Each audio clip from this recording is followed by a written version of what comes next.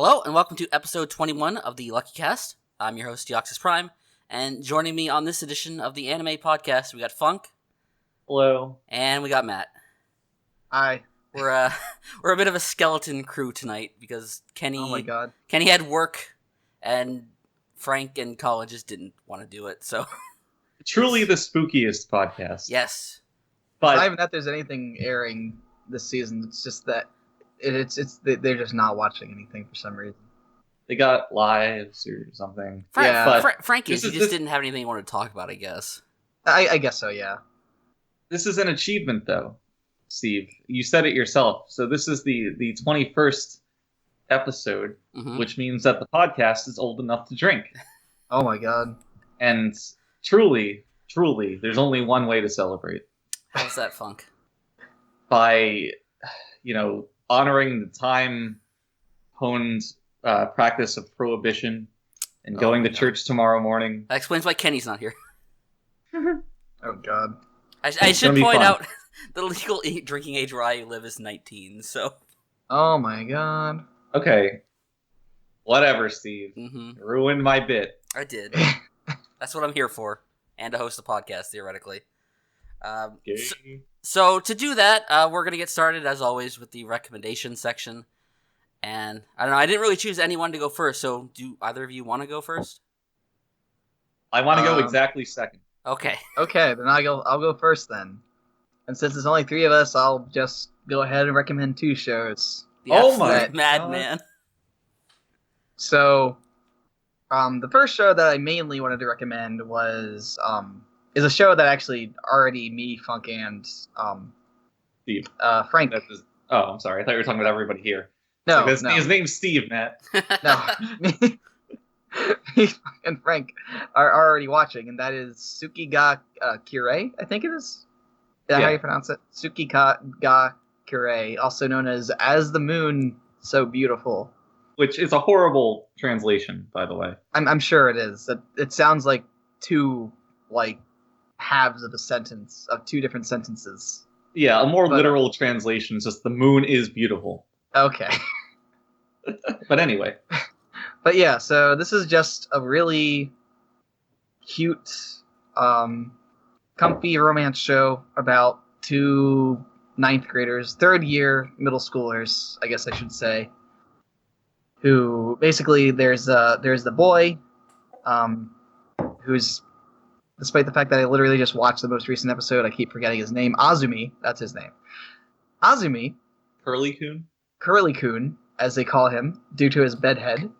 And Mizuno. So these 2 are these 2 shy. Well, kind of shy. Azumi is the one who's mostly shy. Mizuno isn't as shy, but she still has she almost has I don't know. She has a weird anxiety thing where she has a stress ball stuffed animal thing that she uses all the time to kind of help her with stress. I don't even know what that... They're both more awkward at times than shy. Yeah. I guess awkward is more. I mean, the boy is definitely more shy just because he talks. He's constantly just grumbling. Well, he's an intellectual, Matt. Oh yeah, he's in the. What does it say? Daizai, or whatever. I think it's Daiza. Daiza, whatever Daiza says. Yeah, it's just pretentious kid quoting authors that no one knows. Yeah, which honestly is perfect since he is a 9th grader after all. Yeah. But yeah, the show is nothing if not true to life. It is. Oh my god. Oh yeah, it is. So, and the main thing about these 2 is it's not just about their romance. It's also about some of the minor, well, what we would kind of look at as minor, but to them might be pretty major struggles that they're going through in their daily lives. Mizuno, she's on the track team, and one thing that's coming up in the show is that she's kind of spoiler alert, they get together pretty quickly into the show. The boy actually has, as amazing as it tends to be for anime, the boy actually gets the balls to ask her out, and they just start dating, basically. And neither of them really know what that means. No. to the point where they Google search it and Yahoo answer search it, which is. But that's like one of the more realistic parts of the show. Like it is. The whole crux is not only them being in a relationship, but them being in their first relationship. Right. And like them like, what the fuck are we doing? How do we do this? It's not only about just like a romance between these two, but it's also just about these two kind of learning how this even works. And it's just very realistic, true to life, and kind of just super relatable with like how everybody feels like in their first relationship. It's also super cute and comfy. Oh my god, it's very cute. Although to say comfy, there's plenty of times in the show where I just thought in my head like, roasty. Some of the tomboy. Yeah, some of the ways some of the characters act are like completely believable and great, but it's just very frustrating because it's like, come on, right? But it's like that's not a knock against the show. It's just, you're so invested in it because it does a good job of drawing you in by how well written the characters are, and when something stumbles, you just really don't want it to happen. Yeah. So I actually haven't seen the show yet, but I think I've seen one scene from it, and you guys can confirm whether this is accurate or not. I saw someone link to a scene where it's like this guy and the girl, they're trying to take a photo, and she's like, for like 15 seconds trying to set up the perfect shot. Oh and, my god! You talk about realistic. Those are so. I think like not every all the other episodes. Almost every other, or some episodes. It feels like sometimes they just kind of have some time to fill because they don't really feel like actually having that long of an episode. Mm-hmm. So every other episode or so, they'll have these little shorts at the end of each episode that are like just these cute little comedic moments that they have that are kind of more anime-ish than the show really is, but it's still very realistic, and that's one of them. So they peek into other characters' relationships, which are all at different like stages and dynamics than that of the main characters. Another one I really liked was when there's one scene with the same two characters where she I forget what she asks him. Oh, it's that the one where it's like a series of progressively harder questions? Well, that's one of them, but like it's before that one where I think she says like, "What do you like about me?" Yeah. and like the second one, he just says everything, and she just like looks at him disappointed and clicks her tongue, like that, like angry. The best is at one point she shows him two outfits, and she's like, which one do you like better? And he's like, oh, I like this one better. And she's like, oh, I'll get the other one. Then she asks him again with two other outfits, and he's like, I think they both look good on you. And she just gives him like an eye roll. Yeah, that's yeah. There's some pretty great moments like that in the little short. Too real. Also, the boy. Oh, the one thing is the boy is also like a like he likes to write, and he wants to become like just a real writer, like an actual writer. Not a light novelist. Yeah, not a light novelist. And he goes to this guy, like in the most recent episode, he like meets up with this guy at a publishing company, and the guy's like, yeah, nah, kid, you're not good enough for like actual writing. But but that shit that doesn't make any money. Why don't you just become a light novelist? You can't write, but why don't you just write light novels? It was truly a soul crushing scene. It's just like, oh no. Not only are you crushing his dreams, but you're also condemning him to that kind of life. Condemning him to light novel authoring. Which I think is that's the second show this season that has used being a light novelist as an insult. Yes. I mean, it's just it's got to be the biggest joke in the industry. Yeah, well, I mean, like there was that whole thing in Girlish Number about the light novel author. That poor guy, he didn't do nothing except write bad books. Oh my god! Like, I also believe you mean Girlish Number. I'm right. A in parentheses. Yeah, that's right. But yeah, so that it's really cute. It's a very kind of slow and maybe not even slow because I would say it's pretty slow. It's very quiet. It's a very quiet and calm show. I watched a lot of dead air. I watched that show while I went for a run, and it did not get the blood pumping to bring me through.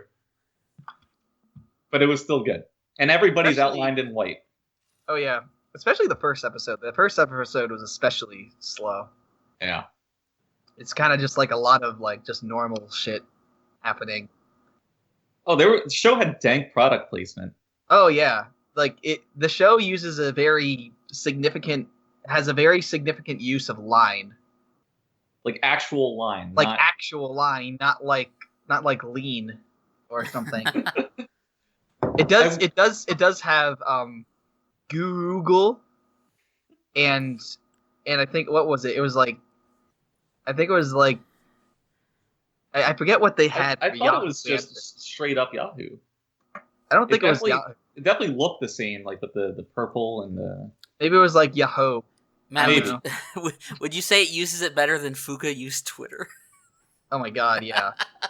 There's also, I remember in the most recent episode, he's looking at his phone and he's just kind of staring at Line, and right next to the Line app, there's Twitter. Yeah.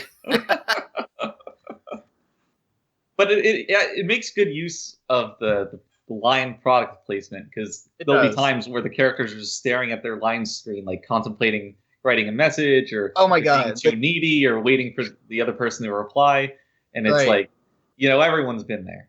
The cutest parts, like some of the best parts, are when they're just talking online, and they like say this like lovey-dovey shit to each other, and then the boy's just kind of like squirming around in bed, so happy over the fact that he just has a fucking girlfriend.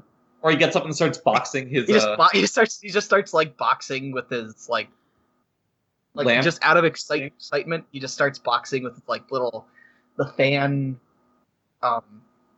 string thing, just because he's so excited over the fact that he just has a girlfriend. It's adorable. It's fucking adorable, and it's very true. It just everything about the show is very realistic. This is like a very anti-anime bullshit show. There's very little dumb anime bullshit.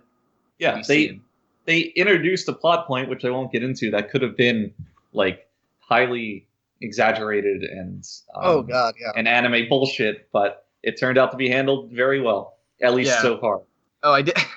You're talking about well, I guess kind of a spoiler. The short-haired girl. Yeah, with the short-haired girl. I do like the part where Mizuno says like reveals her secret to her sister, and her sister's like, dude, you gotta drop that bitch. She's gotta be out of your life. See, the sister's pro anime bullshit. Oh yeah, she's just being, she just has experience. She's just being real, I guess. She's just like dangers of being too real. But yeah, really good show. Really fun. If you want to see two kids stand next to each other and shuffle their feet while looking at the ground for 20 minutes, definitely check out this show. I mean, to be fair, so far there's been the romantic development, despite us being as slow as it is already way farther than I think they ever really get in Shunibyo. So there's that. The pace is definitely getting farther than that. I mean, God. If they ever kiss, I'm gonna lose it and be like, oh my god! Could you imagine? That would be. They'd probably like headbutt each other and it'd be adorable. Oh god! I'm staking my claim. I'm making a prediction. That's gonna happen. I think we can all agree though. The best kind of first kiss are the ones where both have glasses and then the glasses touch each other. Oh my god! No. Yes. I've literally never heard of this, nor thought about it. I know you have, because it was an anime we watched. What did we watch? It was an Ononatsu. Did that happen? That totally happened, yes. I mean, I recognize that the main characters both had glasses, but did they comment on this? No, it was just like a little nice touch they put. Oh, see, I missed it because I'm not a fetishist. do they like bump glasses and it like kind of messes up the kiss or something? No, but it's just like that little moment before. Oh, okay. Like that just nice attention to detail. Okay. That kind of thing would happen. You see that part where the glasses touch? That's where the boner's created. This is why Steve gave the show a 10. Glasses are amazing. See, that's something that I can imagine people with glasses who have them might think about, but as a non-glasses citizen, never crossed my mind. But don't have glasses. I don't wear glasses, and I think about glasses all the time. I wear glasses, and it's kind of gotten to the point where I barely even notice them. There have been times where I'll be wearing glasses, and I'll be thinking like, wait a minute, did I forget my glasses? I was like, oh wait, no, they're just right there. Well, now it's your duty, Matt, to go out there and kiss all those cute meganays. You gotta find a girlfriend with glasses to experience this wonderful thing that I've been introduced to. See, now I'm just imagining this whole scenario where, so you get a girlfriend with glasses, but the thing is, it never ends up happening, so you get more and more aggressive with your kissing, just to, kind of make it happen. That sounds like a fucking George Costanza thing.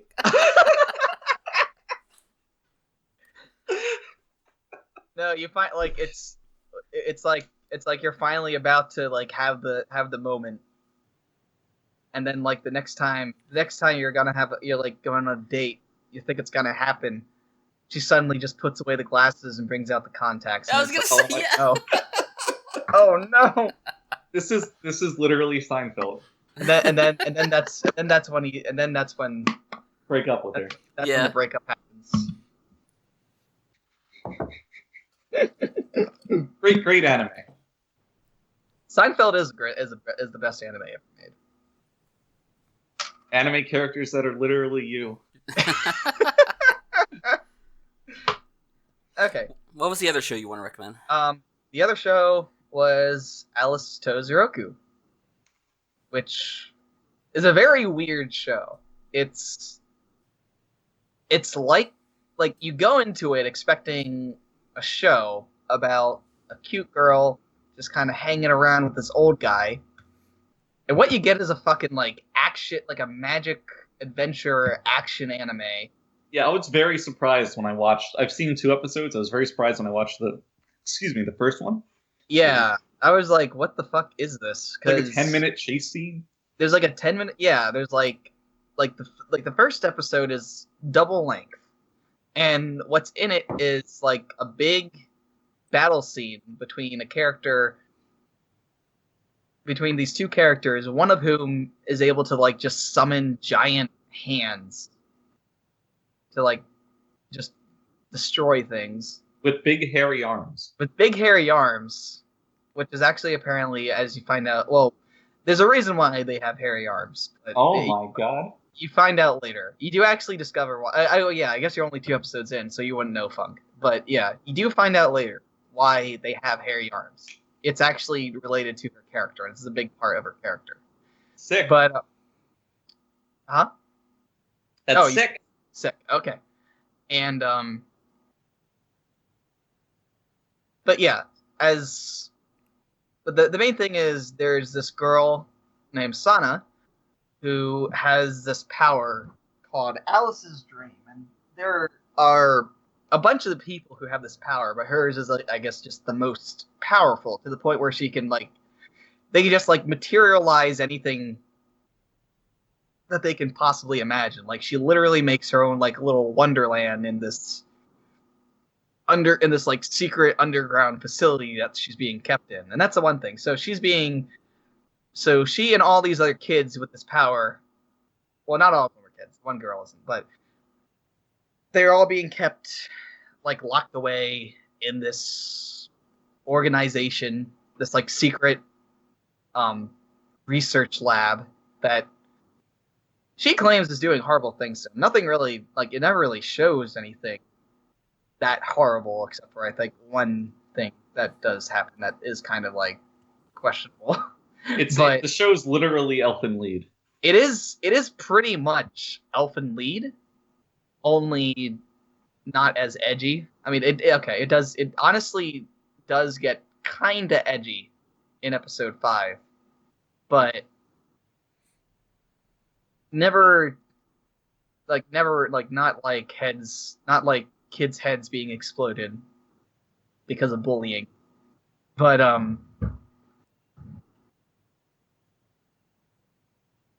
so far the show has mainly just been this one arc about Sana trying to escape the clutches of this research facility. But episode 5, the first arc actually does end at episode 5, which is why there's been like a big break between episode 5 and 6, because I think they needed to. Apparently, I don't even know. I don't know if it came out because I didn't see anything. Apparently, they're gonna do like a recap episode of the first 5 episodes. Oh no! Last week, but I didn't see it. But I think they needed. They were basically just doing a break between episode 5 and 6. I'm guessing due to either budget issues or whatever. I mean, either way, you basically have already seen 6 episodes at this point since the first episode's double length, anyways. But yeah, so far it's action, and since episode 5 has ended, and the first arc is over, anything can really go from this point on. Because I have no idea where the show is going to go after episode 5. Because you haven't read the spoilers? No, I haven't. Oh my god! I mean, I don't think the manga is really all that popular to begin with. So, at least not here. So I wouldn't. It's not something I would really know. But well, why don't we talk about for a second? You talked about Alice. Yeah. Sana. Why don't we talk about Zouroku? Because he's clearly the best part of the show. Oh yeah, he's great. Zouroku is just like the super stern, old guy who's a florist. He's got no tolerance for the stupid shonen battles that are going on around him. him. No, like all this shit, like all these like crazy battles are happening with these characters materializing like giant wrecking balls and shit, like getting them into car chases. I think what really broke him was the moment where they stopped the car and yet everything's still moving by them in the window. But oh but he just sees this because like these are like children fighting, special gifted children, and he just sees this as kids just like fucking around and disturbing people. And he's like it's funny because at the end of, like at the end of this big like fight scene, he just like stops them and he's like you dumb rascals, what are you doing? Stop fighting. Like slaps them around a bit. Yeah, he scolds them like kids, like they are. And he's just like, someone could have gotten killed. And the main character, Alice, like first approaches him and she's like, I can do anything. If you make a deal with me, I'll grant any wish you want. And he's just like, is this some stupid manga bullshit? I don't got time for this. It's just amazing. Yeah. It's great. He's definitely the best part of the show. But he does, like, he seems kind of like he is kind of a hard ass. Like, I mean, he fucking deals with the mafia. But, he's like a 60, 70-year-old Japanese man. Of course he's a hard ass. I guess so, yeah, that is true. But yeah, he's great. He does show that he does have a big heart later on. But it is a great show so far. I mean, who knows where the hell it's going to go from episode 5? Because episode 5 is basically like a conclusion. Like, the first 5 episodes, I mean, I guess, like, you could take the first episode, split it into 2, make this a 6-episode OVA series, and it would be a complete series. Like, that's what the first 5 episodes of the show are like. It's very strange, but I'm very curious to see exactly where it goes from here. I mean, is it based on a light novel? Because that would kind of make sense then. No, I think it's based on a manga. It's based on a manga. Yeah. Huh. Because usually with a light novel, like the stories are segmented enough to where each volume could be its own thing. Yeah, it is a manga. But yeah, it's a really good show, and I'm kind of surprised that not everybody is watching it because it's actually pretty good. The thing, whenever there's like a show that starts with a double length episode, I always push it off because I have so many things to watch from the new season, and it's like I can watch 2 new things in the time it takes me to watch just this one. That is true. This was the last show that I started, hence why I started like 3 days ago, and that's why I've only seen 2 episodes. I guess that is understandable. Definitely gonna watch it through. Seems good. I mean, after something like What was that? Was it Rewrite? Rewrite. It's like, yeah, I'm not going to do that again. You don't really want to sit through something like that. But Rakugo also started with a 40-minute F. That is true. But that show is actually fucking fantastic. Right. But you don't know that when you're going in. Right, exactly. And I wasn't sure about this show either. That's the other weird thing, is that even though it's a double-length episode, but you could effectively split that episode into, like, 2 halves. Like, there is, like, a halfway point where you could have effectively just, like, ended that episode. And then, like, the next episode could have started at that next half. I think they literally put a commercial there. I'm sure they did. Yeah. So it actually just cuts. I'm pretty sure that.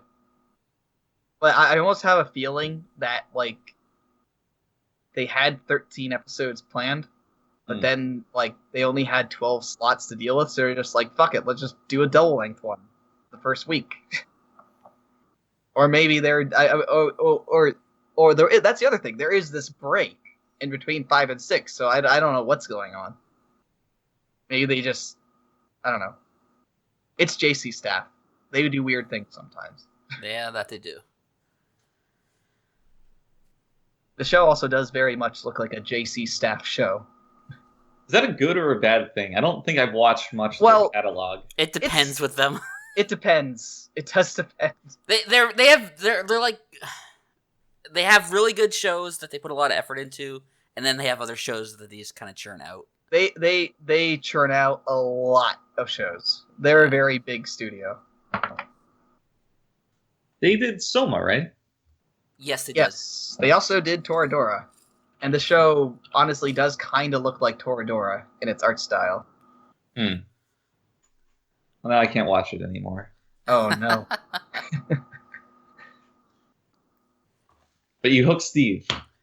Oh my God. That's all he needs to watch a show. Is it reminiscent of the greatest love story of all time? You reference one meme, and you never live it down. It's your own damn fault. If you had told me going into it, Funk, I don't actually mean this, it's just a meme, then maybe it wouldn't have been associated with you. But now, you two are linked in my mind. I mean, I still stand by the greatness of that show, and I know Matt does too. Yeah, I do. It was fine. I'm just like I really liked it. It was great. Yeah. Although the last couple episodes are questionable. That's what everyone says. Didn't they get married or something? They do. Right. He literally. They didn't really get married, but essentially. Like that guy, I forget his name. He's like the most based male romance character ever because he takes Taiga to. They kind of run away together, and he takes Taiga to his grandparents' house, and they're just like, oh, who's this? And he's like, this is my wife. Come for the in-depth anime discussion, stay for the Toradora spoilers. Well, I mean, if you go into Toradora not expecting those two to get together, I mean, I don't know what's wrong. Expecting a brutal rape on a pinball machine. It's literally called Toradora. Tiger, what is it? Like Tiger and Dragon or whatever? Yeah. So it's like, what do you expect? And the two characters are literally a tiger and a dragon. Best girl to get blown the fuck out. Who's best girl? I don't even remember. I just know it wasn't the stupid short tiger. Do you mean are you talking about the blue hair? To be honest, I know there were 2 other ones, and I don't remember which one is best. Blue hair and red hair. Are you talking about blue hair, or are you talking about the weird one? Softball. I watched this literally 5 years ago. Okay, then never mind. Never mind. So, Funk, would you recommend Toradora? Yeah, I thought it was pretty good. It got a little slow in the middle, but the twist ending really pulled it through. I'm excited for the sequel next year, where Tor is on the run and things get hairy. But what I would also recommend... I was going to say, I totally forgot what you were going to recommend, so you steal a segue from me. I did it. I'm the best. So I'm going to recommend what is the anime equivalent of The West Wing, if you're familiar with that. That's quite the statement. So I have no idea what this is. So Seikaisuru Kado is a show that had an episode 0 preceding its full run. And I watched episode 0 and was completely and thoroughly bored. It's the thing is, it's obviously being episode 0, it's a prelude to the whole show. So the whole show is some fantastical concepts I'll get into later. But episode 0 is basically just like a day in the life of our principal characters who just have boring government jobs. I was gonna say, is it like Saikano's episode 0 where they're just naked at the hot springs? No, that might have been better, maybe. But the main character is like a government-appointed negotiator. So he goes to negotiate with some metal plant that they're closing down, and thanks to his ace negotiation skills, instead of closing down the metal plant, they actually invent a new kind of frictionless metal that will revolutionize everything. This sounds amazing already.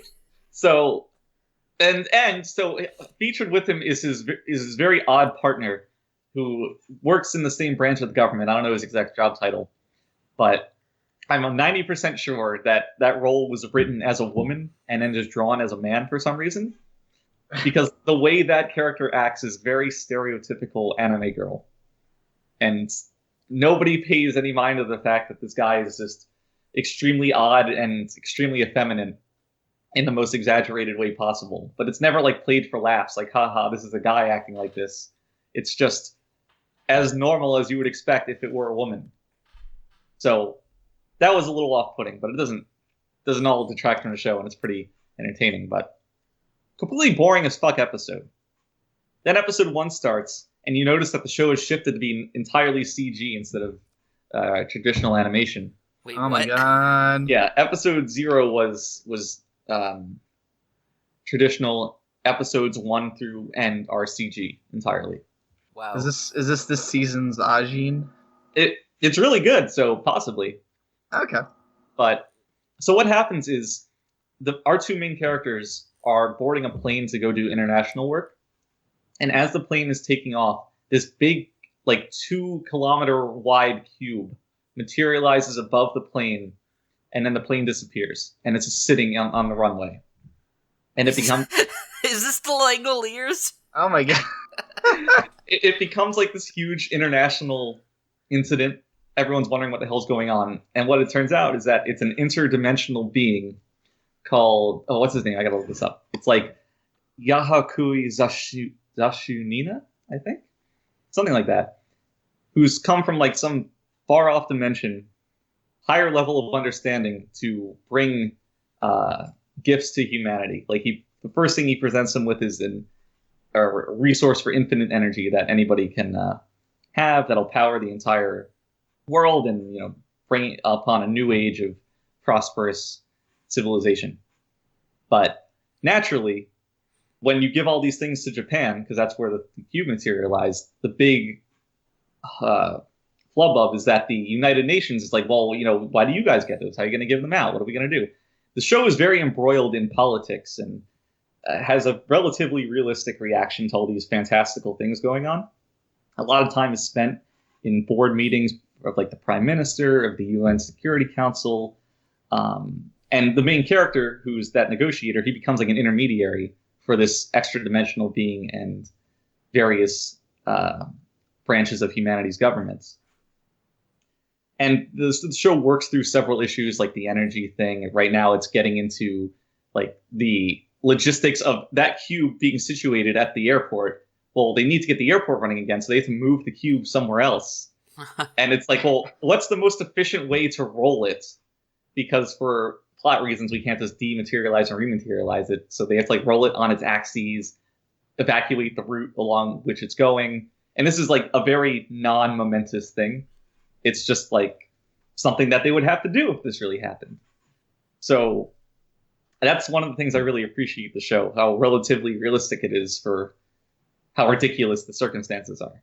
Is the bureaucracy level very high in this show? Oh yeah, I know, because I know you love that. I do. But if I had to describe the general tone of this show, it's like a 1950s B movie where the plot is like, we have to not let the Cold War destroy us. You know, like if we launch a nuke, then it's going to create this radioactive monster that'll kill everybody. Something like that, like the day the Earth stood still, but with a little bit of a Twilight Zone vibe, and also slightly more optimistic. This sounds really interesting. It is really interesting. I was thoroughly surprised by how much I enjoyed it. A, because it's CG, B, because episode 0 was a complete dud. But it's like the first thing I watch every time it's released. Is episode 0 necessary to watch? Can you skip it? It's not necessary for plot details. It just establishes the characters. All right. But I would still recommend watching it because you might have your mileage may vary from mine. It's a standard length episode, so it's not like a huge sacrifice. But even if you don't like it, just keep watching. It's just every little thing, because I don't want to get into too many of the plot details because they're intriguing enough that I don't want to spoil them. But there's one character in the show who is very anime. There's like a female scientist, and she's adorable in an anime way, but she doesn't detract from the show, which is fantastic. It's just she's stuck in there as the only anime character in this whole government, and it is not jarring at all. So I love this show. I'm very excited to see where it goes. We're about halfway through everything, I guess, in this season right now. But I would wholeheartedly recommend this if you want something that's a little more serious, a little more in-depth, and if you like slow shows with a lot of red tape. All right. I think you got me interested. I'm probably going to watch this before the end of the season. Sick. I think I don't have a high success rate with my recs, so I'm very happy to have gotten there. It's weird because I haven't seen anyone talking about this show, so... It is. I think it is off-putting at a glance, but it rewards. I didn't even know it was CG, honestly. Yeah. I didn't either until I got halfway in the first episode. I'm like, wait, this looks really different. What? It's not like super bad CG though, right? It's like I think acceptable. Yeah, it's never detracted from my enjoyment of the show, and it's looked genuinely good at times. Mm-hmm. Oh, just to not on a different point, Steve. Given your love of time travel, there's no time travel in the show, at least not yet. But I think you'll really appreciate the way they handle a lot of the extra dimensional concepts that are discussed. Yeah, I imagine so too, which is like one of the reasons I want to check this out. As soon as you said the words like extra dimensional, like I'm on board. They also repeatedly reference hot 80s duo Wham. Oh my god.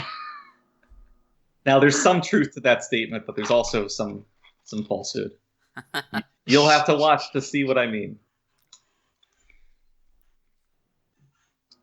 So, Steve, what would you recommend from this season? Well, I'm also going to recommend a show with a plot that's a little bit out there. Okay. It is Recreators. Now, this is a show I had heard about a few months ago, and when I read the description, I didn't really think much of it. Like, it sounded like just like a dumb isekai mixed with a battle royale kind of show. And it's not really a battle royale kind of show, and, it is a bit reverse isekai, but I think it's gone a bit further than I ever expected it to. So, to kind of talk about the premise of the show, it's kind of summed up in the eternal question that everyone always wants the answer to, is what would happen if anime was real? Oh my god. I mean, we elected Trump. We'll know soon enough. We will. Oh my god. But in the meantime, we have Recreators trying to answer the question. And basically, in this world, fictional characters start appearing in the real world, and each of these characters kind of represent, like, a different anime character archetype. Like, you have the magical girl, you have, like, the girl swordswoman, you have, like, the mage, you have the fucking whiny teenage mech pilot. They're all there. And they're brought into this world by the villain who's really only been called so far the military uniform princess. And she seeks to have these fictional characters kind of rebel against their creators, who they call the gods, because in our world, obviously, the people who create these worlds are kind of like gods. Right, so she wants him to go through the streets shouting, "Creators!" Yeah, she wants them to kind of be mad that, we as humans, how dare we create these fictional worlds where people suffer for our own amusement? That's kind of a good hook for a show, and that's kind of what the premise is to start off with. I expect there's more layers to that, but that's kind of where we're at right now. So a couple things really caught my eye with this show first. I think one of the first things was it really seems to be going into detail with this premise. It like the first 2 episodes were more action based, but once you get into that, there's been a lot of world building going on. They're really kind of fleshing out the details of how all of this works. So there was one cute little scene where one of the characters actually read spoilers from the light novel that she's originally from, because when they're pulled out of the anime, like, these characters only have the knowledge of the anime, so they don't know what's happened in the original source material. So she's sitting there kind of getting flustered, being read spoilers from her own work. When the magical girl shows up, and this is kind of the point where I really took notice of the show being legit, was when the magical girl shows up and starts fighting, and she starts causing all this devastation and destruction and causes someone to bleed, and she's all shocked by it because, she's from a kid's anime and that shit doesn't happen. And it's like, okay, this show is doing exactly kind of what I want it to do. So it's just been a really kind of fun premise so far. Has flashy battles. It's pretty well animated. It has really, really good music. The score is by one of my favorite composers, Hiroyuki Sawano, he did the music for Attack on Titan, Kill la Kill, Xenoblade Chronicles X, and a whole bunch of other shows you guys haven't watched, but I really, really love. Do you think he's going to be starstruck to have gotten name dropped on this podcast? I hope so. But I'll bring this guy up whenever there's a show that uses his music, because I really like his music. So yeah, I really am interested in seeing where this show goes. Funk, you've only seen like the first 4 episodes, right? 3 or 4. 3 or 4, okay. Yeah, because we're up to 6 now, and like episode 6, without spoiling anything, but that's really the point where they kind of finally gather all the characters in one place, and shit starts going off. Yeah, because when you watch like the OP, it shows assumingly every character that's going to be featured in the show in a major way, and you don't get to half of them by how far I am in the show. Mm-hmm. Yeah. But yeah, by episode 6, all the characters are there, and they're all kind of gathered in one place, and I think this is... The first 5 are really the big introduction, and 6 is where it kind of starts taking off from there. I'm also really interested to see, because there's obviously this element of the show. It's kind of a dumb hypothetical question, but what if your fictional character became real, what would they think of you as the author, and how would you view them if they were real? There's that element to the show that they've only kind of touched on a bit so far. So I hope that's explored a lot more. Yeah, from what I've seen of that, that dynamic has been a lot of fun. Yeah. Just the first character that meets her maker, so to speak, has a bit of like a father-daughter dynamic. I don't know if they're gonna explore different kinds of dynamics for that with other characters, but that'd be cool.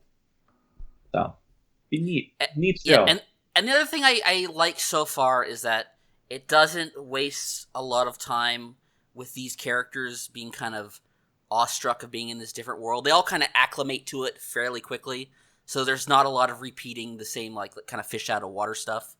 Because in a lot of like isekai shows, that's the whole thing. Someone gets trapped in a fantasy world, and it's all about them, adjusting to that. Whereas this show has so many moving elements, I think if they spent that much amount of time doing that with every character, it would kind of drag things down. There's no 30 minutes dedicated to appas. Yes, but there is some initial good jokes, with the characters being introduced to the real world. So it's not high art, it's not deep or anything, but the show is kind of anime as fuck in a good way. Like this is the kind of show that's you would not really see outside of an anime, and I think it works because it is an anime. So I would highly recommend it if you just want something really fun to watch this season. And it's 22 episodes, I think, so it's 2 cours. So it will have a lot of time to build to something. It's not going to rush through in like a 12 episode thing. Could you imagine if this was live action? How heinous that would be. A bit, what if it was like what if it was like Who Framed Roger Rabbit? Oh no! Like live action and then anime characters. I'm gonna be honest. I'm surprised that doesn't exist in some way. Like maybe Japan just had enough like cool-headedness where they released Who Framed Roger Rabbit over there, and they were all just like, "Let's not." I think the biggest reason why it wouldn't work is, you have these anime characters walking around in the real world in their anime costumes, and people obviously just mistake them for cosplayers and stuff. But I feel like if that was like done live action, the costumes would look so bad you couldn't even buy it as cosplay. Yeah, I noticed that. Like one thing I've always noticed is that whenever you see people like to play like a video game like Zelda, and you just kind of used to like the character designs being the way they are. But then you see people cosplay as them, and you're just like, wow, this looks terrible. Man, cosplay sucks. Fuck you if you like that. Some of it can be pretty good, but it can be fun. But it's more fun to make blanket statements. That is true.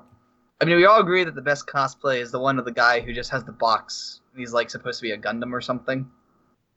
No, the best one is those 4 guys at the Avengers, and there's the one guy is the Hulk with the stupid painted-on mask and his bulge showing. Omega, dredge up that picture. You know what I'm talking about. Oh, I'm sure we'll be able to find it. But you're the only one watching this here in the call, Funk, so have you been enjoying Recreator so far? I have. I didn't think I would, because it seems like it was going to be too dumb. But it's definitely just been a fun romp. Like you said, it's not high art, and I'm not expecting it to be, but it still respects you enough to not just have a bunch of stupid shit in it. Like there's one whole scene where they try to explore the the laws of how this works with somebody coming out of a fictional work coming to the real world. Like if you change the fictional work, does that change them as they are now? And there's a lot of time just dedicated to them testing this and trying different things. And it's like, yeah, that's probably something you would try to do if that really happened. And it also ends in like it also ends in like a hilarious scene that makes incredible use of the soundtrack. I don't know if you remember that, but that was amazing. So the show, it's got ideas and it's got legs under it. So I'm excited to catch up on it and follow it throughout. I'm happy it's a 2-core run. This seems like a setting that has a lot to play with. So hopefully they use that time wisely. And it's original, so it's not based on anything, and don't have to worry about spoilers. So it's always good when a show like that comes along. I do hate getting accidentally spoiled. I do want to mention this, and I'm sorry to shift the subject a bit. That's fine, go ahead. But just real quick, the show that I recommended is also original, so got that working for it. Original shows are just great. Yeah, I think there's a bit more. Like Sakura Quest is also original this season. Yep, that's kind of what PA Works does. PA Works is weird like that. Like almost all PA Works is good for that. Yeah, like almost all their shows are original. I think like only 1 or 2 of their shows are actually based off of something. Well, not only original, but not only original, but putting 2 cores towards that is pretty risky. Yeah, it's almost, nice that there's a studio doing that. That's the other thing. Almost like a whole lot of PA Works shows are also like 2-core too. Like I was not expecting this show to be 2-core at all. Sakura Quest. No, you can definitely imagine this show by a different studio as like a 1-core, more slice of life thing where all the girls are like drawn much more tiny and cuter. Right. And it's just really dumb. Right. But they PA Works is good people. They are. Except for when they make stuff like Last Lip or Haruchika. Look, no. Last Lip was doing something. It just wasn't good. They tried. It had a premise and then didn't deliver on it. Yeah. Right. I mean, I will respect the notion that PA Works, somebody had a fine idea and they just couldn't execute it. Whereas like Haruchika, that wasn't original, right? No. Yeah, they were just adapting something and it just sucked. And I'm sure the source material sucked. I'm pretty sure the source material of that just sucks. Like Glass Lip wasn't good, but it's when somebody makes something original and it's trying something, like I'll give it a lot of leeway. Right. Yeah. And other times you just gotta do stuff to pay the bills. Yeah. Somebody bought Haruchika Blu-rays, but oh, I'm sure. I'm sure someone was just totally into that fucking the random gay character. Do you Did think they make like a live action version or a play out of it or something? I remember a news story about that. I don't know. Did they?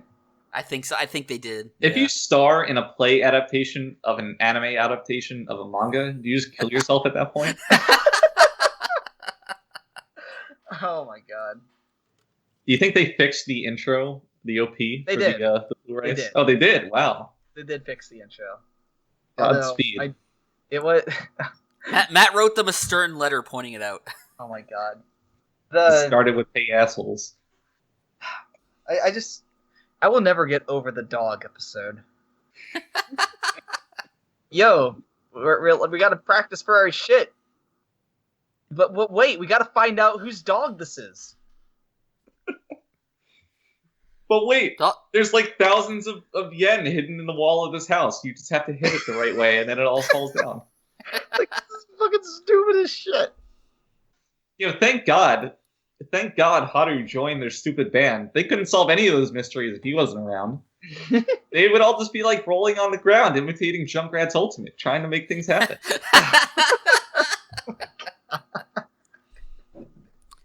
Before we move on, though, I do want to give one other light recommendation. Okay. And this is this is a show that if you would have asked me a few months ago, would I ever recommend this show, I would have said fuck no. Okay, wait.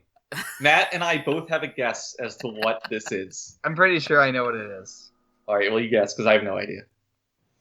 I'm going to take a wild guess and say it's Eromanga-sensei. It is Eromanga-sensei. Because if you read the premise of the show, and you see it's by the author of Aremo, and you're like, why would I ever want to watch this? And that was me, like, a few months ago. And then the first episode aired, and it's like, whatever. It's a new season, I'll just watch it. And the show, against all odds, is surprisingly entertaining. Would you say it's D's plus? It's only just D's. Okay. Right. But that's enough. And, like, it's pandering as all fuck, but, like, underneath that, if you can get kind of past that stuff, it is actually pretty funny. The characters are actually likable, unlike Aremo. There's stuff to enjoy about this show. I don't want to go too much into it. I'll save it for the end of the season podcast. But I would say if you look at this show and you didn't, if it seemed like something you didn't want to get into, just maybe give it a chance, because it is actually kind of worth a watch. Can I blow your mind, Steve? Please do. I think I'm enjoying this show more than you are. It's entirely possible. And the thing is, like, there's a lot of good shows that air on Saturdays, and like, this is one I actually look forward to as much as those other ones. Oh my god! Like, it's a fun thing to watch every week. It is, and I really there's several distinct dynamics between like this web of characters that they introduce, and it's not deep, but they're all like entertaining and funny in their own way. Like the little sister's classmate, whenever she interacts with the main character, I find that hilarious. Even if that's like the most extreme form of pandering that exists in the show, like their neighbor, I find hilarious. Mm-hmm. It's just there's so many things to like, and I think the show actually looks very good too. It does. Yeah. It does look really good for like. I would say, not to throw memes around, but the animation in this show is bordering on forced. Yeah, it doesn't need to be as good for a show as simple as it is, but it's appreciated that it is that good. It kind of, the way it's animated almost kind of this is A1, and I almost kind of think this seems like it's like the same animation style that they use for, well, like similar at least animation style they use for the what's it called? That dumb semicolon show they made. Chaos Head? No, the other one. Occultic 9. Occultic 9. It kind of looks like a similar. Wait, is this the same studio? It is. It's A1. Wow. A1 Pictures. Another studio who makes a whole lot of shit. Yeah, the thing is, like, it depends on, like, they also outsource a lot of stuff, so that too. A lot of the outsourced stuff ends up looking like trash, but that studio does actually have talent. They can make good-looking shows if they want to. Yeah, this show looks really good. I mean, you just look at the OP with the little dance she does, and it's like, wow, this is actually really well animated. You come for the opening for the dance, and you stay for the ending for another dance. What happens in between? Well, you just black out during that time. Pretty much, yeah. But, actually, can I throw in one other mini rec? Sure, go ahead. So, if you have ever found yourself saying, I want to watch the same episode of an anime 24 times over one season, twice a week in 12-minute installments, then I would recommend Wataru Salesman New. But only if you want to see the exact same episode replayed 24 times in the course of one season. Oh my god. That's all I have to say about that. Is this a 24-episode show? No, but they're two 12-minute episodes within one. Oh, okay. But they're all, like, the same. They're exactly the same. Oh my god. Alright, I think that's going to wrap up the recommendation section. We're going to take a quick break, and we'll be right back with the dropped list shows. So oh boy. Stay tuned for that.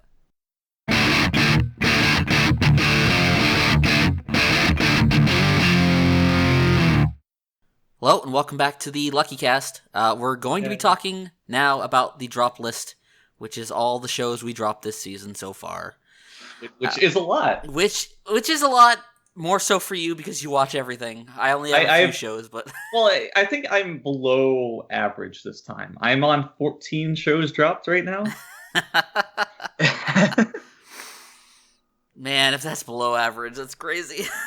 I didn't pick up a lot, so I think I've only dropped one show. Although there is one show I should drop, but I'm gonna watch all the way through just to see how shit it becomes, kind of like Puka.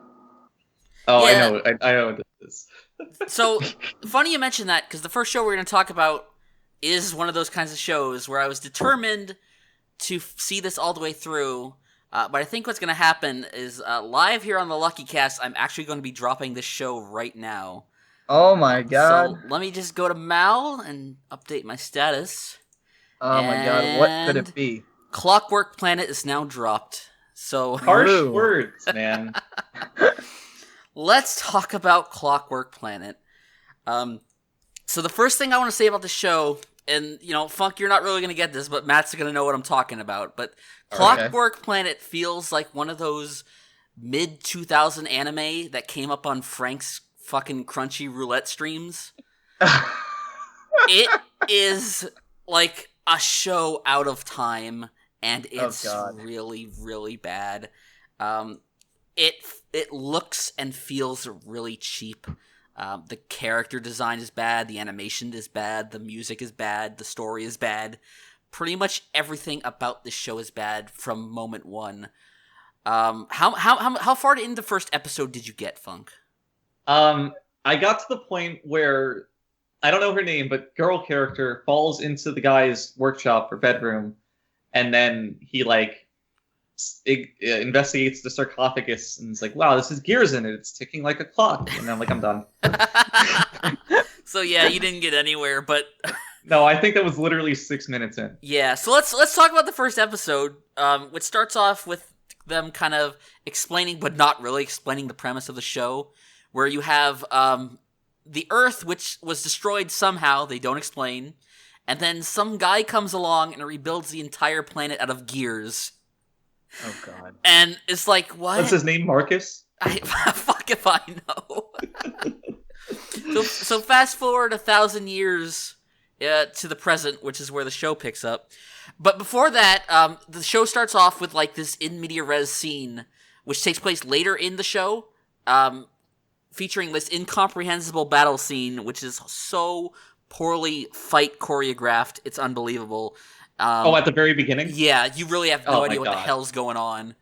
And then you skip that, you get into the actual show, where you have your typical, nothing main character guy, who's a loser, but also has this super special power that makes him better than anyone else. In this case, he has the power of super hearing that is so strong he can hear misaligned gears hundreds of feet below the surface of the planet. Which you have to think would just be maddening. Yes, right. Which is why he wears the whole planet made of gears. Yeah, which is why he wears headphones all the time because supposedly they're noise canceling, but he can still hear. And then this mysterious robot girl falls from the sky into his lab, and she's been offline for 200 years because no one can fix her. But the main character, of course, fixes her in like 5 minutes.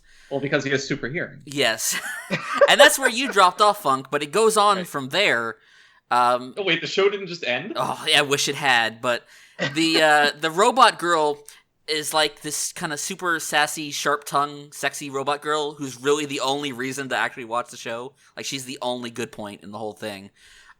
She forms a contract to become the main character's servant, and it's done so by she gives him the most unnecessarily erotic finger blowjob out of nowhere. That's how they seal the contract.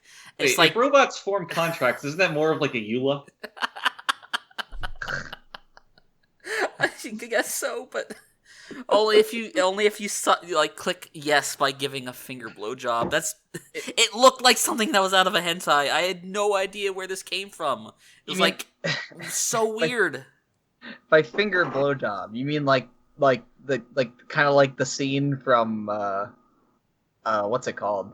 Fucking Phantom World, where Kirby girl like sucks on his finger. Yeah, exactly like that, except even more erotic. Apparently, only finger just sucking is just like an omnipresent fetish. Like I don't get it. Yeah, like I've had people do that to me before, and I'm like, ew, now my hands are.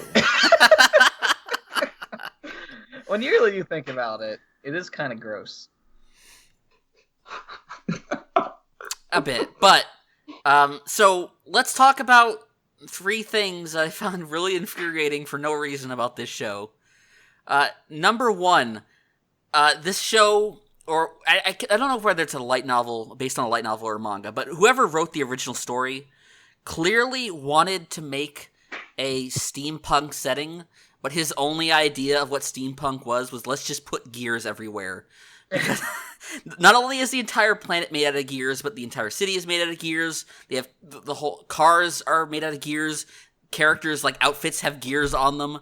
It's just like the most bland setting you could possibly imagine with a steampunk aesthetic.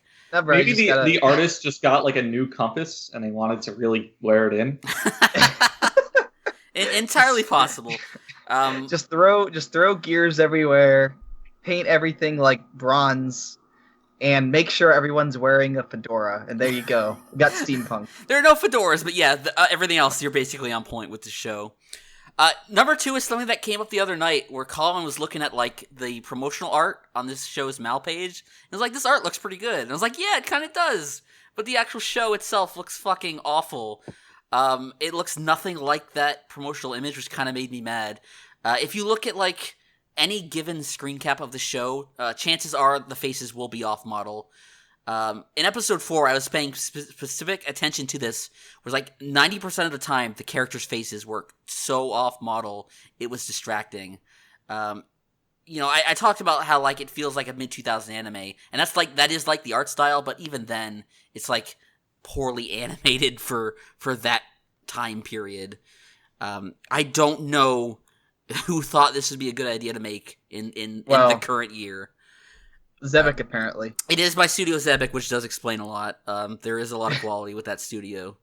And the third thing is, this show is a criminal misuse of a Fripp side opening. Oh my god! I did go on the page and I did notice that Fripp side.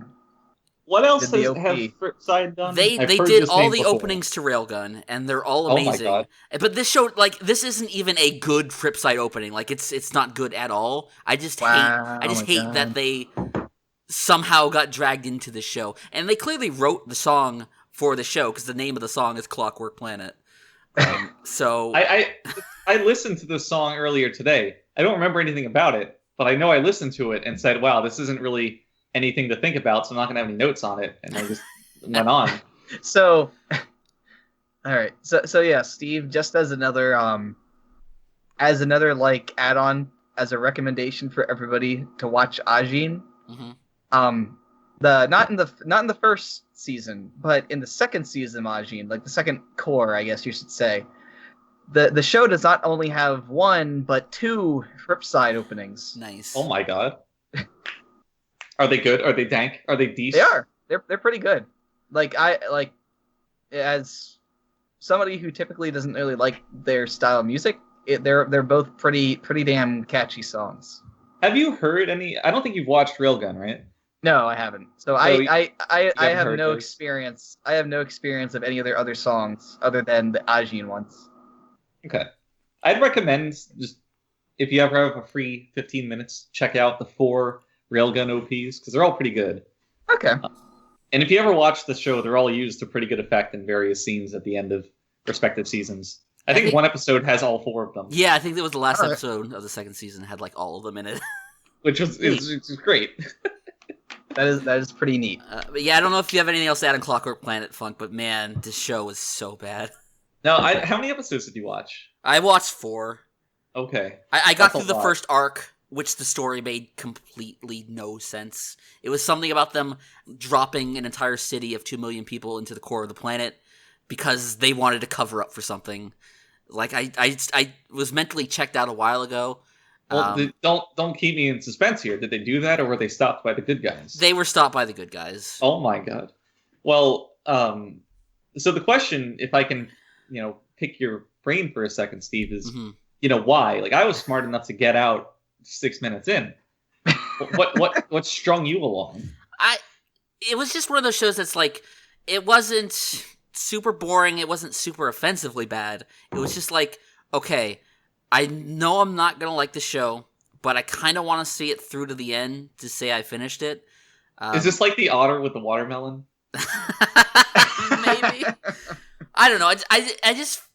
Sometimes you just want to have these shows finished so that you can say you at least gave the whole thing a chance and that you finished it and you can definitively say it's bad. That's what I said about Love Live Sunshine Generation, but it got too bad. Mm-hmm. And I guess the same thing happened with Clockwork Orange. Yeah.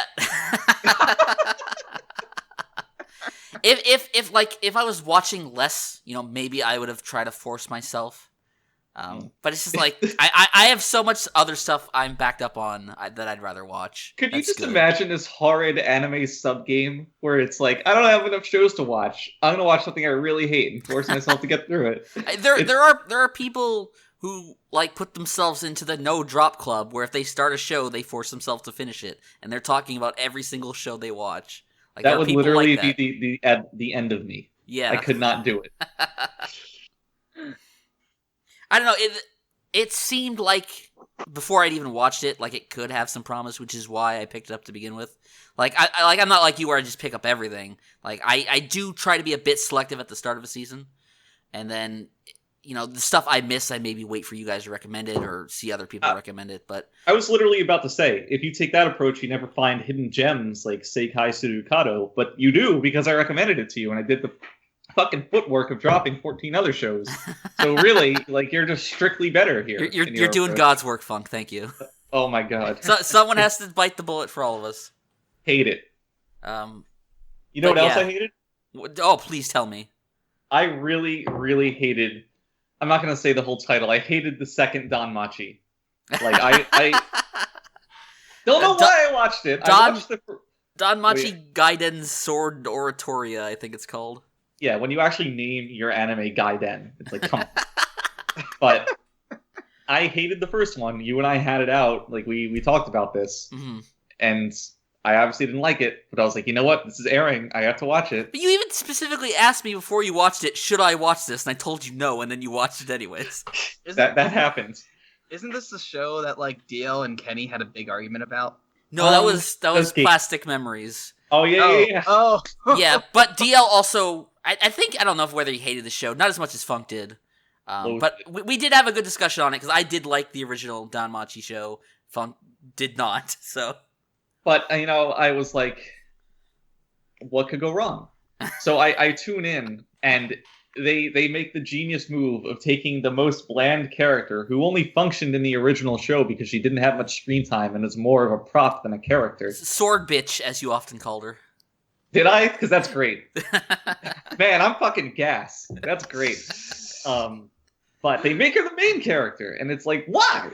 And she's surrounded by all these like secondary characters that you kind of know from the first season that were never anywhere near as charismatic enough to make it in the main cast. So we're literally dealing with the second string here of Danmachi characters. Mm-hmm. And the setting is still the same stupid thing. Like, there's nothing less intriguing than an actual dungeon that you would expect from a game, where it's just under a town, there's X amount of floors, and there's just monsters on them. It's like the most artificial thing. Which is, I think it's even set up to be in the show. But it just robs it of any, like, kind of tension. So I get into it. I'm like, you know what? I can't do this again. I can't do this again with an even worse cast. Although fucking Worstia wasn't around, which was nice. Hey, she has a few cameos, and they're always good. They're always bad. Hestia is Vestia. That ribbon, I'm still mad about. The only thing I know about Danmachi, I know one thing. That was one of the shows, like, when I first started watching anime, like, that I was going to watch in 2015. And then you thought better. And then I thought better and watched Eromanga-sensei instead, which is a better show. I knew Matt was our guy. Yeah, I knew. I watched Eromanga-sensei and I watched Umaru, which was a much better idea. So Funk. Let me reassure you, as someone who actually likes Danmachi, the spin-off is not very good. No. And I can give you specific reasons why. I'm probably going to finish it, if only because I do actually like this universe, and I do kind of like the original characters who will show up every now and then in the show. But the show has a couple problems. One is that it is really fucking boring. The cast of characters, like, it's kind of like Railgun and Index, because you never saw Index, but you saw Railgun. And Railgun is a spin-off of Index, where it takes some of the characters from the original story and adds new ones, but it fleshes them all out and makes them interesting. They're interesting characters. Yeah, and this show could do that, but it doesn't. But from what I heard, not only is this show not good, it's not a good adaptation of the original source material, because in the original light novels that this is based off of, the main character is the quote-unquote sword bitch, Ais Wallenstein. But the anime instead is told from the perspective of I forget her name, but she's like, if you say that girl who wants to fuck sword bitch, yes, oh my god, yes, it changes the story, so it's told from the side character's perspective. Well, the reason is that sword bitch isn't like interesting enough to carry a show. Well, that's the thing. Like, in the source material, they use that to flesh out her character and make her more interesting, and then the show even strips that away for this, like, really annoying side character who just idolizes her in the same way that Belle idolizes her. So what happens is this show is just Danmachi again, but with less interesting characters. And can I make a point? It's also told in parallel with the original story too. So you're gonna end up seeing the same events again. So it's even less interesting. Yeah. So go ahead. Well, so when you consider the role of Ais Wallenstein's character, mm-hmm. I think a pretty good analog would be that of the boss in Metal Gear Solid 3. Just somebody who is so far above the level of our protagonist, but acts as in kind of like a mentorish role, like guiding in and out of the adventure. Mm-hmm. And when you look at the boss, that character is extremely fleshed out. People love the boss. There's, like, she's not the main character. A lot of screen time isn't dedicated to her development. But the way people talk about her, the way exposition is delivered, it really gets you interested in her character and you want to know more. But what makes it great is that you don't get to know more. Like, they don't ruin it. They don't give you too much detail. They just make you interested, and that carries you throughout. Mm-hmm. With this, she's just so boring. She's boring, like, how she's presented to you. What you learn about her is boring. Every scene with her in it is boring. She doesn't do anything. She's just somebody who's proficient with a sword. Yeah, and, like, I feel like I always have to qualify this, but as someone who did like the original series, even I saw that as probably the show's biggest weakness was her character. Like, her entire character just consists of she's powerful, and that's it. Right, and she's also good looking. Yeah, and they don't really do anything with her beyond that.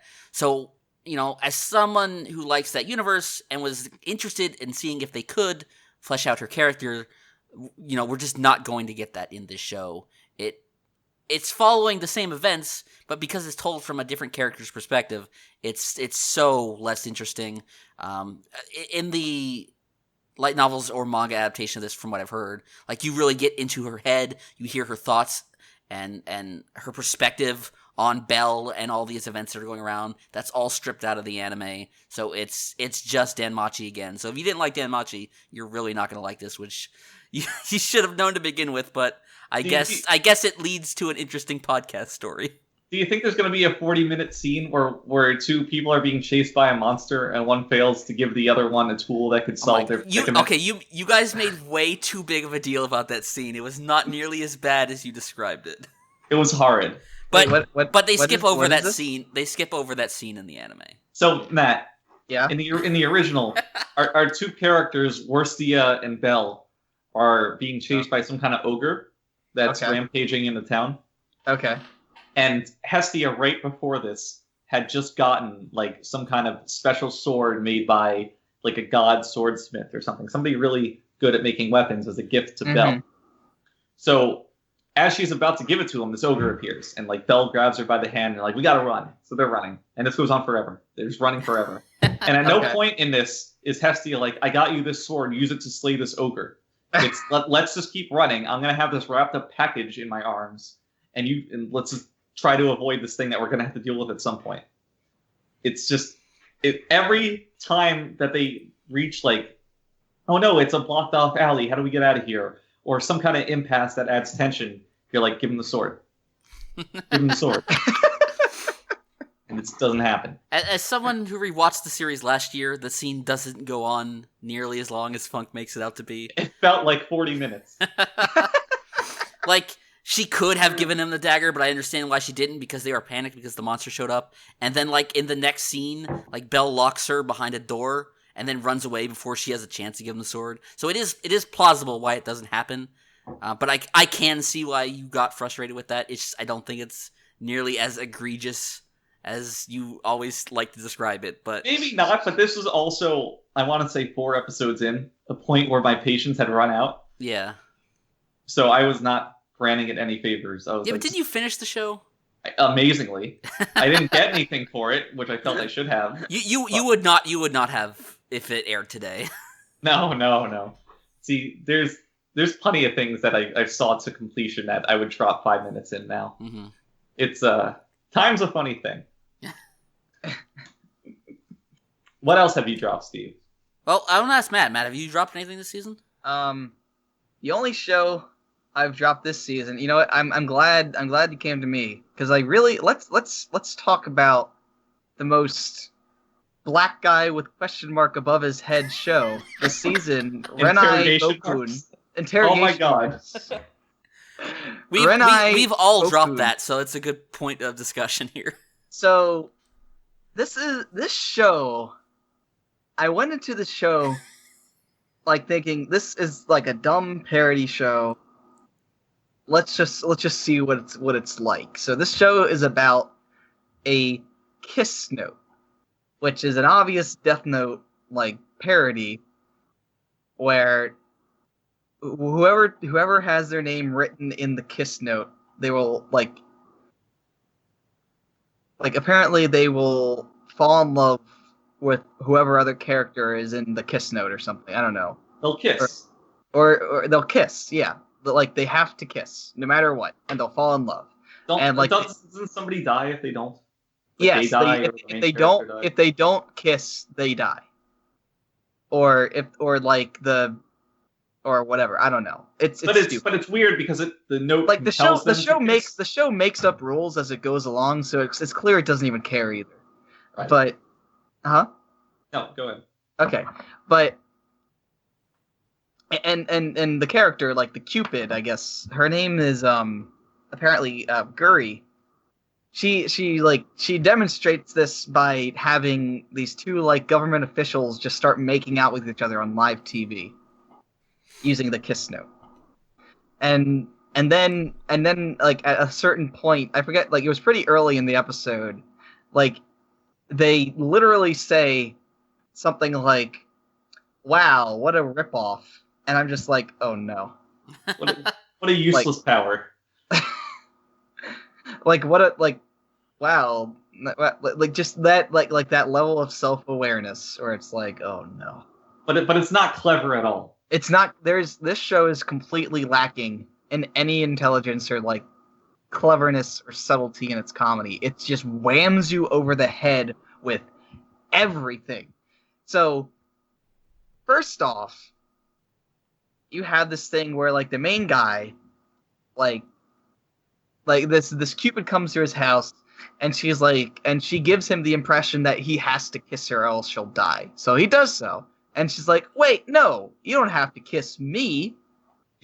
You have to kiss somebody else." And like, and apparently eventually somehow her and him get in some, I don't know, like he gets in a pact with this other girl who he apparently likes, and it turns out she likes him too. But then it also turns out she's like a yandere. So she's insane. And then all of a sudden the Cupid's like, "Yo, I want in on this," and then she is apparently now like in a pact with him. So now there's like this triple thing going on. And now the yandere girl is like, "Oh, I'm mad about this," and she stabs him a bunch, and they're like, "Oh, actually you have like this angel power, so now you're just impossible to kill." So it's like, okay, so now we're like introduced like 30 different rules over the span of 10 seconds. And let me point out, episode 1. And let me point out, the yandere girl tries to kill him before these rules are established. Like, she is actually trying to kill him. Exactly. Or kill someone. Let's not forget to mention that she just straight up pulls out a giant like machete in the middle of class without anybody even like bashing an eyelash at it. Mm-hmm. And then in the same episode, in the middle of all this, there's this other girl that gets introduced, and not only is she a lesbian who's in love with the yandere girl, but she's also her little sister, which they just conveniently do not share the same surname. So it's almost like this feels almost like just some like completely wacky, insane, like hentai doujin someone made, just thinking like only made into like a not doujin, like just substitute straight. Just substitute kiss note with just like fuck note, and this is the hentai. Basically this is just like a stupid hentai doujinsu, and like it's like somebody went into like one of those and it was like looked at the tags. And it was just like, okay, so we got yandere, we got yuri, we got incest. We got incest. Frank wrote this. And like the first episode, it's just like hits you over the head with like non-stop shit in your face, and it's just like, what even? Yeah. It's offensively what even is stupid. This? Matt often talks about the kind of Japanese humor he hates, where it's like people are explaining the joke. Like, this show is the type of Japanese humor I hate, where it's just like so in your face, like, and trying to jam so many jokes into every second. There's different kinds of like bad Japanese humor. One of those kinds is the one I really despise, which is where like all the jokes are explained. Like a character will do something silly, another character will come in off the corner of the screen and be like, "Whoa, that's so silly! That makes me angry." And and then there's stuff like this, where it's just like it's like something that came out of. Again, this feels like something that would come up on one of Frank's it does. This is another show that feels like it's out of time. Like one of Frank's like dumb stream things where we just run into this like completely out there show that feels like one of those LOL so random thing. It's like the humor is like the kind of humor you would expect from like the early to mid 2000s with like the LOL so random. Mm-hmm. Would you expect to see this on Newgrounds? This is exactly something I would expect to see on Newgrounds. This is something that like there would be like a group of anime loving like fat Fujoshi girls in high school would like make. This is exactly something that those type of people would make. It's just atrocious. The point of the show where they did reveal that the very beautiful, big-breasted love interest was in fact a yandere. Like that's the point in the show where I was like, "Fuck this!" Yeah, like this is where the boner is lost, not created. Exactly. Did you make it through episode 1? I inexplicably yes. I did. I did not. I did too. I did make it all the way to the end just because I was. It was like I was watching it and I felt like my mind was just like kind of like numbing over. I was just kind of sitting there with my head in my hands, just like staring, like, what the hell is this? See, what am I watching? There was a distinct point where I said to myself, "Yeah, I'm not going to watch this," and then 2 minutes later, there was another distinct point where I said, "Yeah, I'm not finishing this." And closed out of the episode and deleted it. I actually read a post a while back on 4chan where the guy said that apparently Reddit's anime community really loves this show, and I was like, yeah, I'm not surprised at all. It's classic Reddit. Classic Reddit. I can definitely see this being the kind of show that like those kind of people like. This is what a normie would think of when you say anime, right? Yeah. Yeah. Exactly. Yeah, that's totally on point. I mean, have you ever? I guess Funkcat. I didn't even know Funk that you like go on Reddit. I guess ironically. Well, let's not just say things to the public here.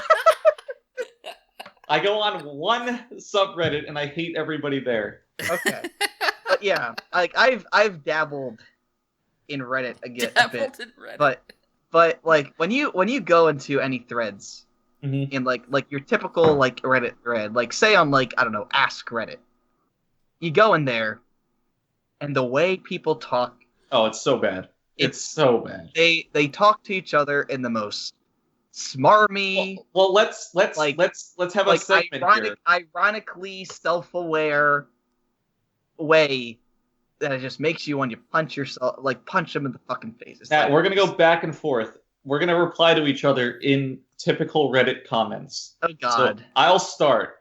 Okay. Take your upvote and get out of here. I don't even know where to go with that. Honestly. Oh my God! The point is, like, I agree. Like, it's just it's a subculture all its own. Wait, and it's the most I know what to do. I know what to do. God's not real, Morty. Wubba dubba lub dub. Username checks out.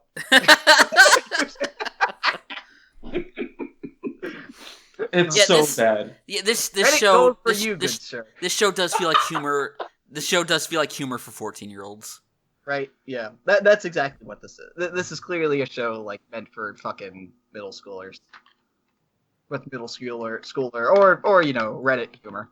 I'm wondering how this landed in Japan. Like, do Japanese like this? Do otaku like this? Well, I don't know. I guess we'll find out and see how well it sells, but let's find out how well it sells. I can't imagine it'd be all that popular. This does not seem like something that Japan would like, or at least that like your typical anime fan from Japan. I think Kenny likes it.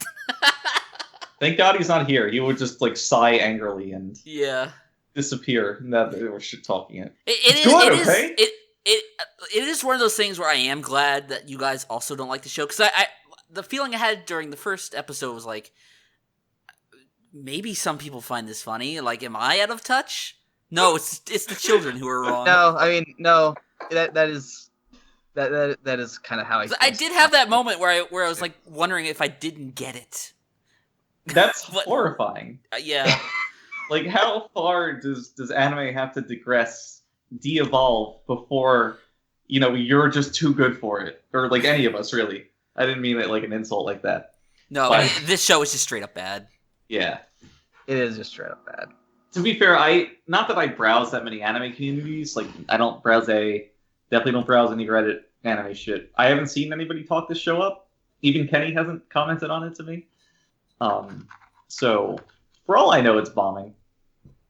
Hopefully. I didn't notice any threads about it on A either.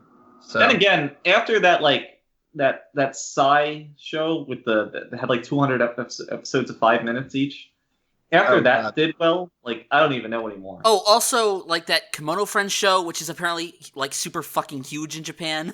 Yeah. And you were the only You're the only one who watched it and like said it was trash. It's like I believe you. Yeah, I believe you, but it's just like apparently it's really popular. Apparently something happened at some point. Was there something in the water? In that show where it actually got good. I think people just want to fuck animal girls. I think that's exactly it. Maybe it's Stockholm syndrome. Like even horribly rendered CGI animal girls, they still want to fuck. Well, what was that show? I watched it. I don't remember the name of it. Where they had the Zodiac animals all as animal girls, and there's also a cat that was like the main character. I was really angry about this because they had like a recap episode that had the shrine of the story so far. Oh yes, I don't remember the name of the show. I don't either because I think you're the only one who watched it. But I think that also did well because people wanted to fuck animal girls. So the only other show I dropped before you go into your long list, Funk, was Sakurada Reset. Yes.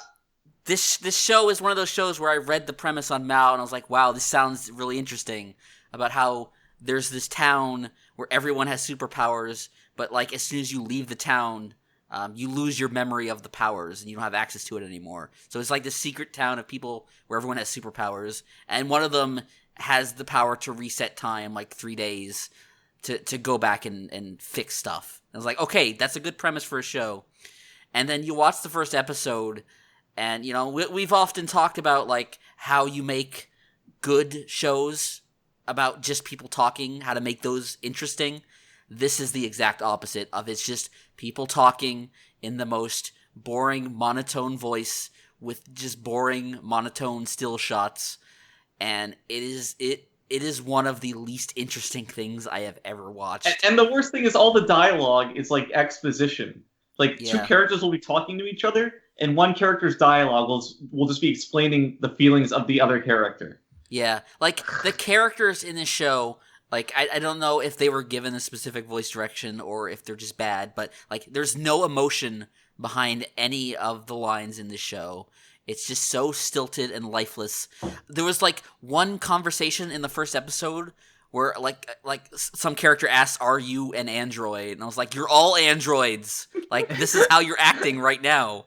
My God. I don't know if I finished the second episode. I think I started it, but I didn't finish it. But it was just like I couldn't do it anymore. Like I'm baffled that the show is gonna be like 24 episodes. I don't know what this is, but I don't like it. It's weird and scary, and I also got 2 episodes in, by the way. I was gonna start watching this, but it's just like everybody dropped it, and I was just like, yeah, I'm not even gonna bother. See, the thing is, like, I'm so in for a show that is like slow and plotting and meandering. Even like, I'll take it because it's of all the flaws anime has, that's like a rare one, right? You got to give us something, right? But this show was just so aggressively boring that I could not live in a world where I watched it. Before you even factor in the letdown from how interesting the premise seems and what you actually get, just the content of the show at face value is so bungled that it's mind-boggling. Like so I'm gonna spoil this. I don't particularly care if you or anybody listening hasn't seen it, but the 2 main characters, they first encounter a girl who died in like stillbirth, and then had like a clone made via someone's special ability. Like her mother had the power to create another version of her. Of specifically her stillborn child, which, what a useless power. But and then it kind of talks about how her parents came to reject her because she wasn't naturally born. She was just kind of created via disability. And that's genuinely interesting, like the way what's going through the parents' heads when they're raising this child that kind of isn't theirs, and the effect it has on the child's psyche, and all this stuff.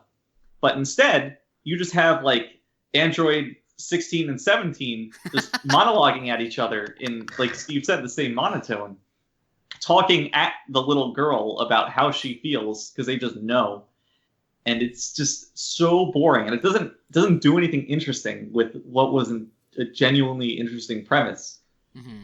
And that's when I called it. I was like, all right, you had your chance. It's over. Yep. You suck. I loved the presentation that whenever they reset, it showed the date, and it kind of scrolled back up to several days before with a ticker. I thought that was very cool and visually interesting. It looked like it might have had legs, but the writing was just heinous. The only good thing about this show is that it's being made by David Production for 24 episodes, which means they're doing this instead of doing JoJo, so we don't have to hear Frank talk about JoJo for some time. From the makers of JoJo's Bizarre Adventure. If I had known that, I would have watched. And Bento. Bento was fine. Yeah, it's not like they're a bad studio. It's just JoJo's a meme show, and I'm sick of Frank talking about it. They did make Planetarian after all as well. Oh my god. As odd as that may seem. Yeah, but there's clearly very little effort being put forward here. The show doesn't even look good. It's just as bland and as boring as the actual content of the episodes. What studio do we get to make this show that's mainly just about these characters talking to each other? How about the guys who made JoJo's Bizarre fucking Adventure? A show about people punching each other and yelling and shit. I think one of the worst things about this show is how needlessly arbitrary it is. They set up so many rules and regulations on how different people use their various abilities that it's so overbearing, but it doesn't have any direct impact on the plot. It's explicitly to get themselves out of future situations where you might think, well, why don't they just reset now or use this ability now? It'd make the plot a lot easier. It's no, we have to cover all our bases at the very start and explain this fucking, again, a EULA's worth of conditions under which this girl can use her reset ability.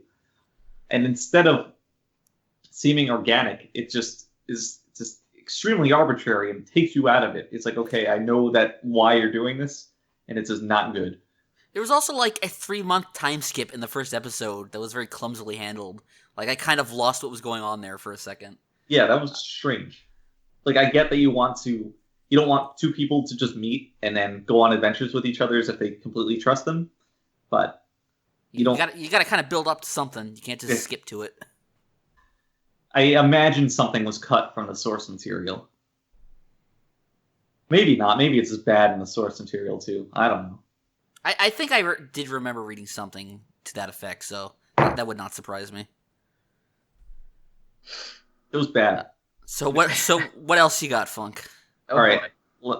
Cracks knuckles. So first off, we got Zero Kara Hajimeru Mahou no Sho. And if I could... So, ReZero is the saving grace here, but if I never had to watch another show that started with Zero Kara Hajimeru, I would be fine. Yeah, I was going to say the title is very, very similar to ReZero. It's weird. But anyway, so I watched this show, and this is actually one of the better shows that I dropped. It's a show for furries, first of all, which is part of the reason why I dropped it. It was very, very off-putting, because usually in anime, you have people who are cat girls or whatever. They have aspects of animals but are still humans. In this, it's just full-on furry mode. Oh, yeah. Oh, I can see that. Yeah. Yeah. And I was And then it's it's not quite like an isekai because no one's trapped in a fantasy world. It just is a fantasy world. But it was also a very uninspired and unappealing and boring setting. But there was production quality. The writing wasn't heinous. Acting was fine. I imagine that there was a plot, but this sounds very superficial. I was very turned off by the furry shit. And so I dropped it. after one episode, but I do think I finished that episode, so go me. All but right. that's not quite the source of all my ire. Unlike Shin Nanatsu no Taizai, which is the hentai that aired this season. Oh boy. So this you want to set up the story for this, Funk? Yeah, okay. The conversation we had in the PM. So we were preparing for this podcast. Steve sent us all a private message on IGN, and he's like, podcast is on May, what's the 13th? Yeah, 13th. May 13th, so be ready. And this was like 2 weeks ago. So I took a screen cap of my anime folder, and it was like 4 episodes of this, 5 episodes of that, 4 of this show, 3 of another show. And in the corner, I circled the 53 files, because I had 53 episodes of anime to watch in my downloads folder. And in that screen cap was this show amongst a couple others. And Steve's like, by the way, Funk, one of those shows is a hentai.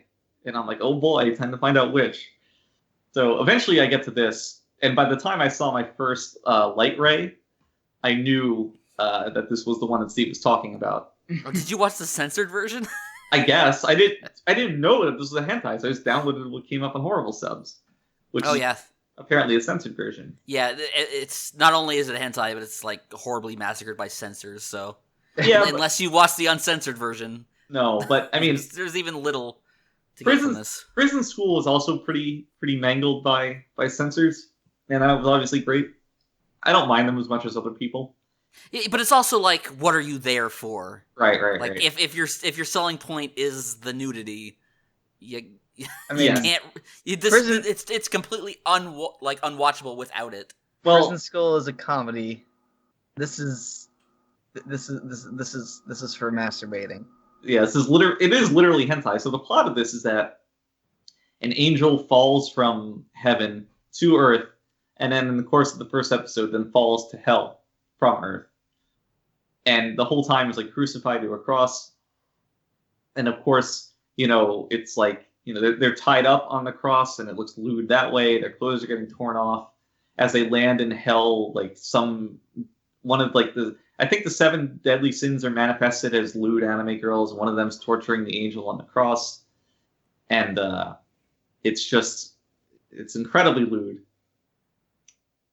And I only made it 4 minutes into this one because it was clear that this was a hentai. And I was just sitting there like eating pretzels, and I'm like, yep, that's a hentai. Then I crossed out, or X'd out the window, deleted the 5 episodes I had downloaded because I was massively behind and never looked back. But, I'm glad I got to the bottom of the case after Steve set me up. It was it's like when you, I baked all these cookies, but one of them has a jalapeno inside. Or whatever. Whatever that stupid game is. So, equally offensive, but not hentai. Wait. I just like to mention that the show is made. Another studio shout out from the creators of Legend of the Galactic Heroes. What? Artland. That's unreal. And Mushishi. Jesus. Colin's favorite show. Is this like secretly Kino and I just didn't stick around long enough to find out? Well, to be fair, they also made Senran Kagura, the anime. I see. So there you go. I guess sometimes they're just like, Well, what if that's Kino too? I mean, I'm sure that is. Yeah. So we're all missing out. I had the chance and I let it escape my grasp. So another show I dropped, Tsugumomo, which, I really have nothing to say about it. It was just a criminally unfunny show about a kid in middle school who comes across like some deity that embodies his mom's old kimono sash that he carries with him everywhere for some reason. So when his sash manifests into a cute girl, she has sash powers that allows her to fight other sash-based power set. Just to set the context, in the first episode, she fights a wig that has been possessed and has a hair-based power set. So that's really dumb. It's super dumb. And it has the old style Japanese humor in that one character has a giant paper fan that she hits people with. Oh my wow. God. Wow, we're getting. I feel like I haven't seen that in a long time. We're getting deep into like the early 2000s anime now. Yeah, so it's a marvel of perplexed. But I actually finished that first episode, so go me. I'm great. From the creators of everybody's favorite summer 2016 anime, Battery. Oh my god. At least I finished Battery. Perhaps against all odds, but I finished it. Are you gonna watch their version of Free coming out this coming summer? Dive. See, I would say no, but I tend to watch everything, so yes. It's time for another gay swimming anime. Is there any other kind? I guess not. Well, I guess it's technically not swimming. I was about to mention diving. No, I was about to mention Kaijo. Oh, I thought definitely not gay, but that's not really swimming. I thought you were going to mention a Manchu. Well, yes, thank you. Oh, so see what's the show with the stupid faces. That's borderline gay. But it's also swimming and not diving. That is. Or diving and not swimming. That is also true. Yes. Got to split those hairs.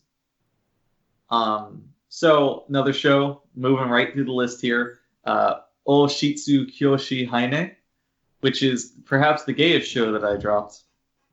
It stars. It's about like this tutor that goes to teach these 4 male heirs of a king, and they're all dicks because they're spoiled rich kids.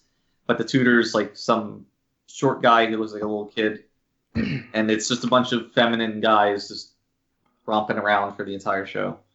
Oh, so that's what that show is. Yeah, it's a lot of Fujo bait. So it's the token Fujo bait show of the season, I guess. Yes. It is a comedy, though. It's a straight comedy. There's not much else going on. It also is not funny. So it has that going for it. Yeah, I when I was doing my work in checking all the OPs and EDs to take notes, I noticed that on the YouTube comments for this OP and ED, there were a lot of fangirls just, talking about which character was their favorite because they all had their little spot in the OP. It's like, okay, this isn't for me. All these people are dumb. You're clearly not the target audience for this. No. But I'm going to be completely honest, I don't remember very much about this episode when I watched it. I know I didn't like it. I know it wasn't good, but I could not tell you a lick about it. Just that there were a lot of jokes going, oh, look at this little kid. Wait, you're a grown man, teacher? Oh my god. So I hesitate to talk about this next show because I know Matt's going to have a lot to say about it on the end of the season podcast. Oh boy. Fukumenkei Noise. So I'm not going to do a deep dive here, but I will say that if you're going to make your show about music and highlight the vocal talents of one of your characters, you should make sure that voice actress can sing well. So... Oh my god! Now, so Steve, yes. The first episode of the show literally this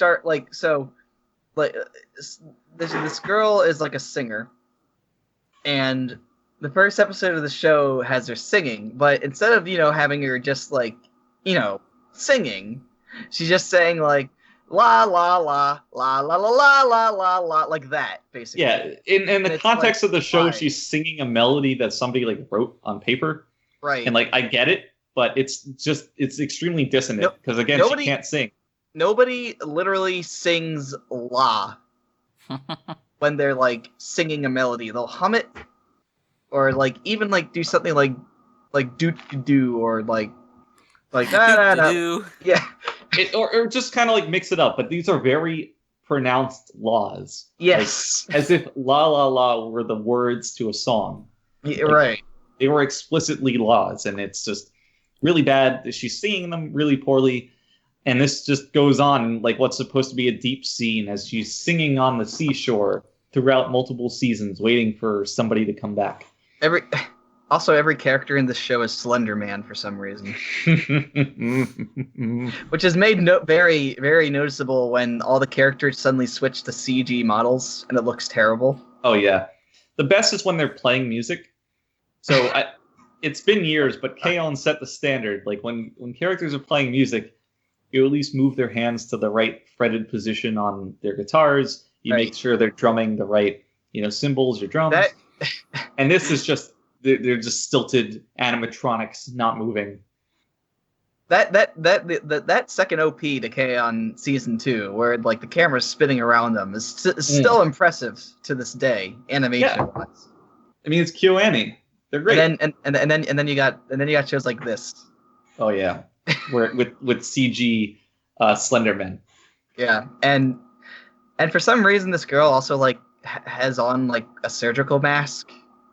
As if she's like trying as if it's like kind of like an eye patch like covering their like power, like their eye power, only this time it's like her singing power. I don't know. I think that's a little less egregious in context of Japanese society. Like if you see somebody with a face mask, it's not at all strange. Whereas a lot of people who sing like online, like the female singers wear those. Oh, they do to hide their identities. I guess so. I guess maybe you could like make the excuse of like, well, she has a good voice and she wants to protect her. Like if you see, I guess I don't know.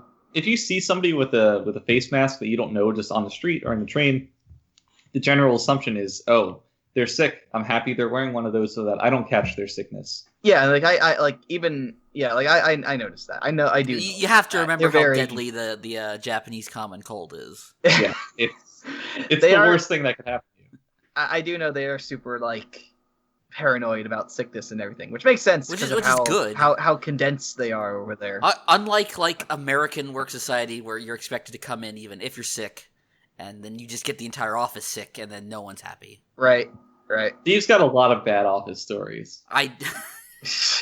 It's really bad. You know what else is bad, Steve? I can't wait to hear. So we got Kenka Banchou Otome. The fuck is that? Girl beats boys. What? So the premise of this school is that this guy enlists, or I guess enrolls in a high school where everybody just fights all the time, and it's an all-boys school. But somehow he switches places with his little sister, maybe, or some girl he knows, and the girl joins the school. And now she's in a school where all the boys fight each other. And then she fights all the boys. And then something happens, presumably. I didn't get that far. This sounds like the opposite of other show, Armed Girls Machiavellism, or whatever. But that show's actually decent. So it is the opposite. So was there anything in particular that made this show bad, or was it just like it was kind of amazing that it was either 8 or 12-minute runtime that it still managed to be so bad I didn't make it through the first episode. Oh, this is only an 8-minute show. Yeah, I might just watch this just to see how shitty it is. This might be another one of those. It's not like short. It's not world-shatteringly shitty, but there's nothing good about it. Okay. It's just like, why would I waste my time with this shitty? Exactly. I do notice that it's a shoujo, and the main character is a male with pink hair. No, that's a girl. Oh, that is a girl? Yes. That's exactly it. Like, it's a boys' school, but she blends in. Okay. She's the girl that beats the boys in the fights. Why is fucking, what's it called? Orin High School Host Club the only show that did that right? Because that show is secretly genius. That show, I wouldn't say it's genius, but it's definitely a solid show. It's basically genius. I mean, come on. Okay, basically. I guess it is. Basically. And when you got a show, now if you want to talk about a show with like early 2000s humor, look no further than that. Oh yeah, that show is just a time capsule. It is. It's as endearing and nostalgic as it is cringy, with its humor. Like, if I knew aliens were going to visit Earth at some point in the future, and I wanted them to have a very clear picture of how annoying this one girl was in middle school, I would leave them a time capsule with a DVD of Ouran High School Host Club and one of Fruit Basket. There's a show I need to watch too, Fruit Basket. That's another one of those like classic shoujos. Then Chobits can round out the trilogy. Oh God, I should watch that too. Animes is great. Anime is great. And part of the reason anime is great is because we got shows like Frame Arms Girl, which I'm happy Kenny's not here, so he doesn't have to listen to me malign it. Oh man! But so Girls with Guns. It's an instant 10. I've never been, and I've watched a lot of anime. I've consumed a lot of shitty culture, but I've never been so aggressively advertised to as I have during Frame Arms Girl. So at one point in the show, the main character just receives a package of Frame Arms Girl, which is like a model kit of a 50% girl, 50% mecha. And the girl comes alive and it's like, I'm going to instruct you on how to put together this little model kit that you just received. So you have to cut out all these pieces with pliers, but be careful that you don't bend the pieces. And the girl's like, what, do they just stick together? And the model's like, no, you have to glue them together. And it's just like this whole instructional video on how to build a Frame Arms Girl model that you might buy at your local hobby store. And is this secretly the Star Wars Christmas special of anime? It might be. But and the Frame Arms Girl are entirely CG. The main character is traditional animation. So that you have that jarring effect going on. It's like small soldiers combined with God, I don't know, something shitty, like really shitty, like Utena. And that's because the Frame Arms Girl models go out on missions and they fight evil Frame Arms Girl models. And it's a whole thing, but they're still like toy-sized, so it's ridiculous. And it's truly, at one point, there's a major plot point where the girl building the model loses one of the parts underneath her bed. And they'd have to look for it. And then they find it. And that's the whole plot point. Crisis averted. Yeah, it's great. They're just like looking around on the floor for a bit. And then she's like, oh, I found it. And she's like, oh, put that here. Okay. So I would like to point out, in spite of the show, it is actually possible to make a really good anime based off model kits. Because Gundam Build Fighters does exist. And it's a pretty good anime. But are they model kits in the context of the show? Yes. Oh my god. They're model kits, but they're kind of brought to life with like a special technology. But like they're not like alive. They're just like they're just like people still battling them. So, but I would say that like that show at least waited to like episode 18 or something before it had the episode of characters just putting together an actual model kit. It didn't put it in the first episode, which would have been really boring. And even more jarring is that the main character is like a cute, popular, normal girl. Somebody who would have no interest in putting together a stupid model kit, a stupid anime character. And, like, she gets the package, she's like, oh, Dad sent me one of those weird toys again. Like, fuck off. This girl would, like, throw the thing in the fucking garbage and piss me off. Hated this show. Kenny loves it. As he's wont to do. Anyway. I was very disappointed by this next show, because it built my hopes up, dashed them down. Seikai no Yami Zukan, which billed itself as a horror anthology. It's a short. So I was like, okay, we're going to get into the realm of Wani Kani here. We're going to have shitty little short horror. You mean Kage Wani? What did I say? You just said Wani Kani. Oh, that's the service I use to study kanji. Basically the same thing. Kage Wani. And by proxy, Kage Wani show. Where it's just small little, somewhat interesting horror anthologies about like cryptids and yumas and all that fun stuff. Instead, you get the most nauseatingly animated thing you could imagine with completely unimaginative stories. So it's like like a picture book. Everything's like paper cutouts, and they're just kind of like put on popsicle sticks and danced around the screen. Oh god, looks really bad. And then the first story that they show you is like this couple went into the woods, and then they were abducted by aliens, and then they did experiments, and that's it. That's the whole thing. It's not interesting. It's not clever. It's just like what your fucking 10-year-old cousin would tell you around a campfire because they're trying to be cool. I hated it. I was so disappointed. And it was just so ugly, too. And like, I get it. It's horror. You don't want it to be appealing. But when you're looking at the something that's not intended to be grotesque, right? Like, they're not trying to unsettle you yet. And it just makes you want to close the window. It's bad. It's heinous. Super bad. And this is, I would accept this being bad. Like, Kagewani was bad. And I watched it. I watched 2 seasons of it to completion. But this was, like, aggressively bad. And it just wore me down by the end of the first episode, which I did finish, all, 4 minutes of it. But I am filled with regret. So, 0 me, 1 to Sekai no Yamizukan. You beat me. I watched you. You did it. I hope you're fucking happy. This is still at 1 out of question mark episode, so it could potentially be 2 cores. Lest we, if we're not lucky. Next show, Kabukibu, which is the exact, like, think of a slice of life school club show. Change all the cute girls with it with, like, less than cute boys, and then take out all the humor and replace it with nothing. You have this show. Oh my god. Forget all the other critiques I have. The main character is the worst fucking actor I've ever heard in my life. He's so bad. Like, every line he delivers is with the same tone, which I could describe as, like, attempting to be enthusiastic, but clearly failing.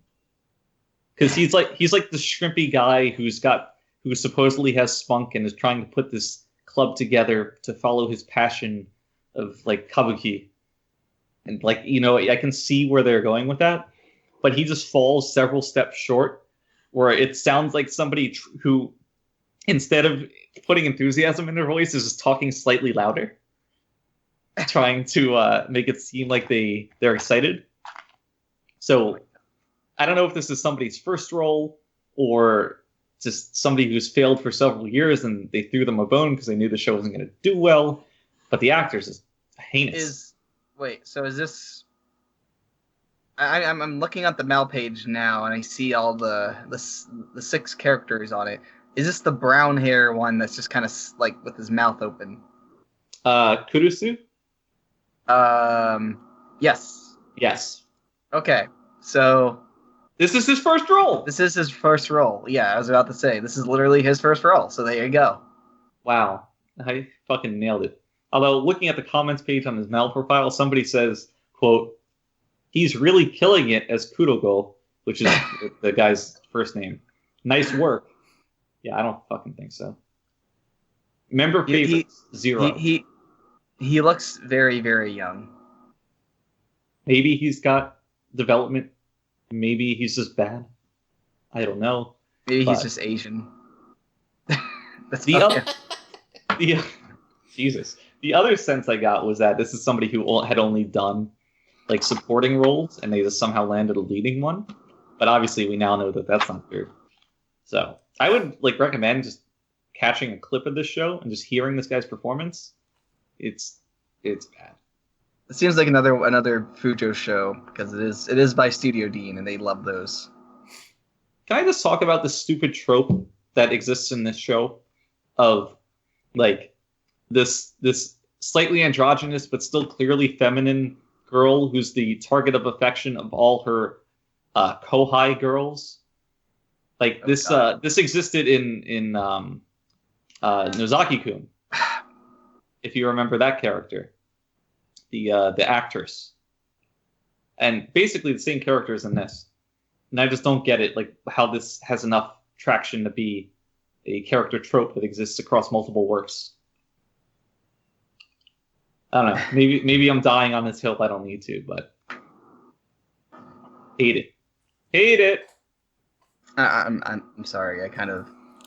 I think that's something in general. Just like we also like people look up to like the student council president and stuff.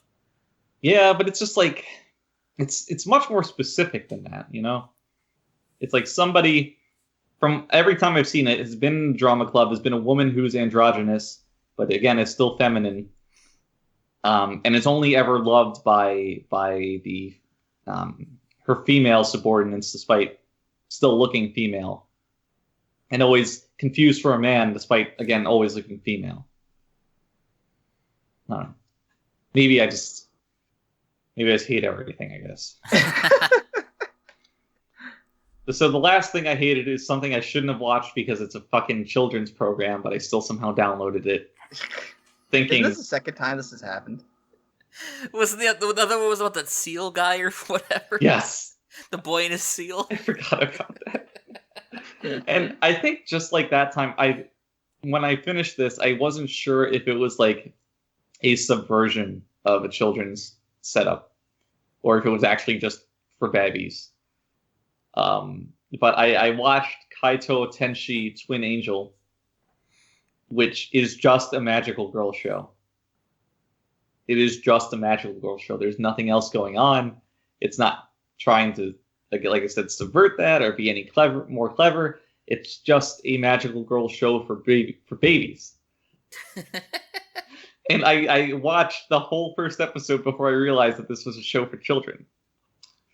The thing is, in the first episode, there's a school assembly, and the shamisen player shows up, which I'm like, fucking dang, that's awesome. But of course, like, children are going to hate that. So of course the shamisen player is evil, and by playing his evil shamisen tune, he's stealing the joy of all the children that are watching him at the school. And it's up to our... It's such a classic magical girl shit. It's up to our magical girl protagonist, the only student who is not in this assembly, to save the rest of the students and, combat the evil shamisen-ist. And I think that was the point where I said, this is for children, isn't it? Because after so long, I just can't tell anymore. You never know. And this is actually the sequel to, I believe, another magical girl show that aired like 10 years ago. Oh, which, good. Now that I think about it, is probably also for children. Oh, man. So wait, you're telling me nobody watched the sequel to what is it? One Room? A Roommate? I almost did before I found out it was the sequel to One Room. And instead of being with girls, it's with guys now. Now, at least they're catering to everyone. See, Roommate is literally that, like, your incredible, adoring boyfriend VHS from Best of the Worst. There is actually an anime that is literally just that. Like, not even kidding. I forget what it's called, but it is just that. It is that exact thing that was in that Best of the Worst episode. Jesus. And I think it's by Studio Dean, too. Does it feature the character ironing your mom jeans? I don't think so. But, I mean, it might as well. Wow. Well, we can clearly tell that this was a fantastic season. Oh, they always are. Oh, yeah. You don't live as long as I have without watching several roommates and fucking hentai masquerading as real anime. Steve, did you ever finish that one, like, that aired last year? Hentai? What? Well, there's like the one, there's that like weird, that was like that shitty hentai kind of show about the guy who had to rub girls' tits in order to give her superpowers. Oh, yeah, that was a school battle anime. No, I didn't. It's actually still on my watching list, I believe. Oh, let me pick a quick bone with you, Steve.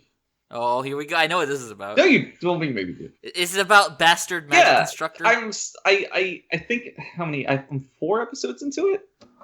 Yes, and it is not a school battle anime. Listen, that's all I heard people say about it.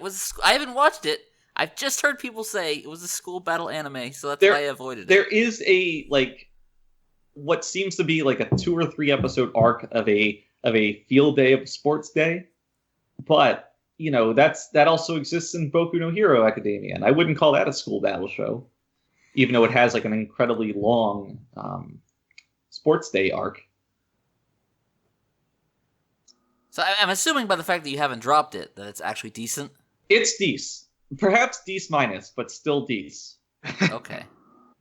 I am surprised every time I watch it and don't drop it, because it just it looks terrible, but it's fine. It's got a guy named Glenn Radars. I mean, come on. What? The protagonist's name is Glenn Radars. That's amazing. It's awesome.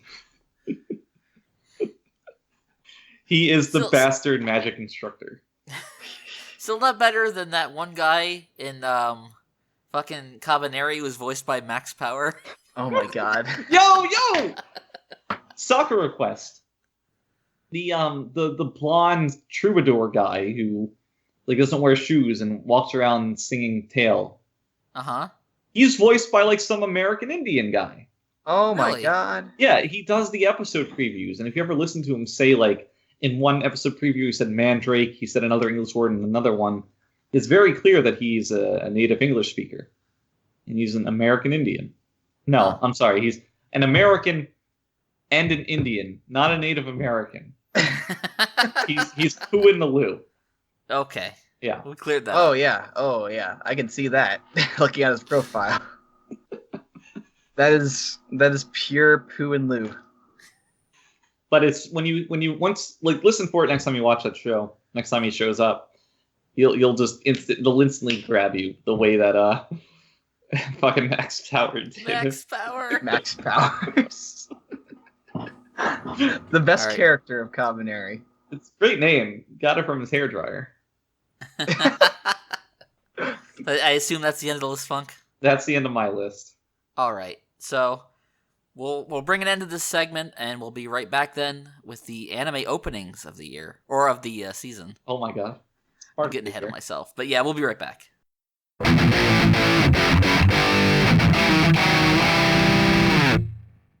Welcome back once again to the Luckycast. So Funk, let's do this like we always do it. Hit us with the anime openings. I'm shocked. I'm shocked that you wanted to start with me for this with this segment, but because usually we start with Frank. Oh yeah, yeah, and then Kenny, and so forever. The funny thing is, usually by the time we hit this part of the podcast, it's the three of us left anyways. So because Matt and I like genuinely enjoy talking about it. You have infinite patience and also enjoy talking about it. Also, I'm the host, so I have to be here. Right. Okay. and then Colin's like, and then Kenny's probably still here, but he doesn't say anything. And he's like always on the edge of falling asleep. Frank is increasingly sheepish about getting out of Dodge at this point. Colin talks about music the same way Kenny just generally talks about anime. Me and Funk will just go on about these songs. We'll be like, Colin, what do you think? They'll be like, yeah, it's good. Yeah, because I always try to get everybody involved and throw people bones. I distinctly remember when we were talking about Tanaka-kun, I was very pleased with the harmonies in the OP, and I was like, well, Colin, you sing a lot. You've done chorus work. You're a trained vocalist. What do you have to say about this? And he's like, oh. Yeah, Colin's different because Colin like knows some things about music, whereas me is like I'm purposefully ignorant about music. It's like I don't really want to know. I just like what I like, and that's okay. But... Right. And the thing is with Colin, and I don't mean this as an insult, is that Colin's like very naturally talented and he's trained and he's done well, but he doesn't seem to have much of an interest or knowledge in like theory. He's just very good. He just kind of sings. Right. Which is like, I don't know what I'm doing, but I'm good at it. Which is like so maddening to people who are like, all right, I'm going to practice real hard. I'm going to learn my stuff and I'm going to, do all this practice. Colin's like, yeah, I'm great anyway. Not to say Colin hasn't practiced, but you know what I'm talking about. Is that just Colin in a nutshell? I guess so. I mean, Colin's pretty fucking decent. I don't know if he's earned it, but he's pretty decent. But he puts time in it. I love Colin. Colin's fake news. Oh my god.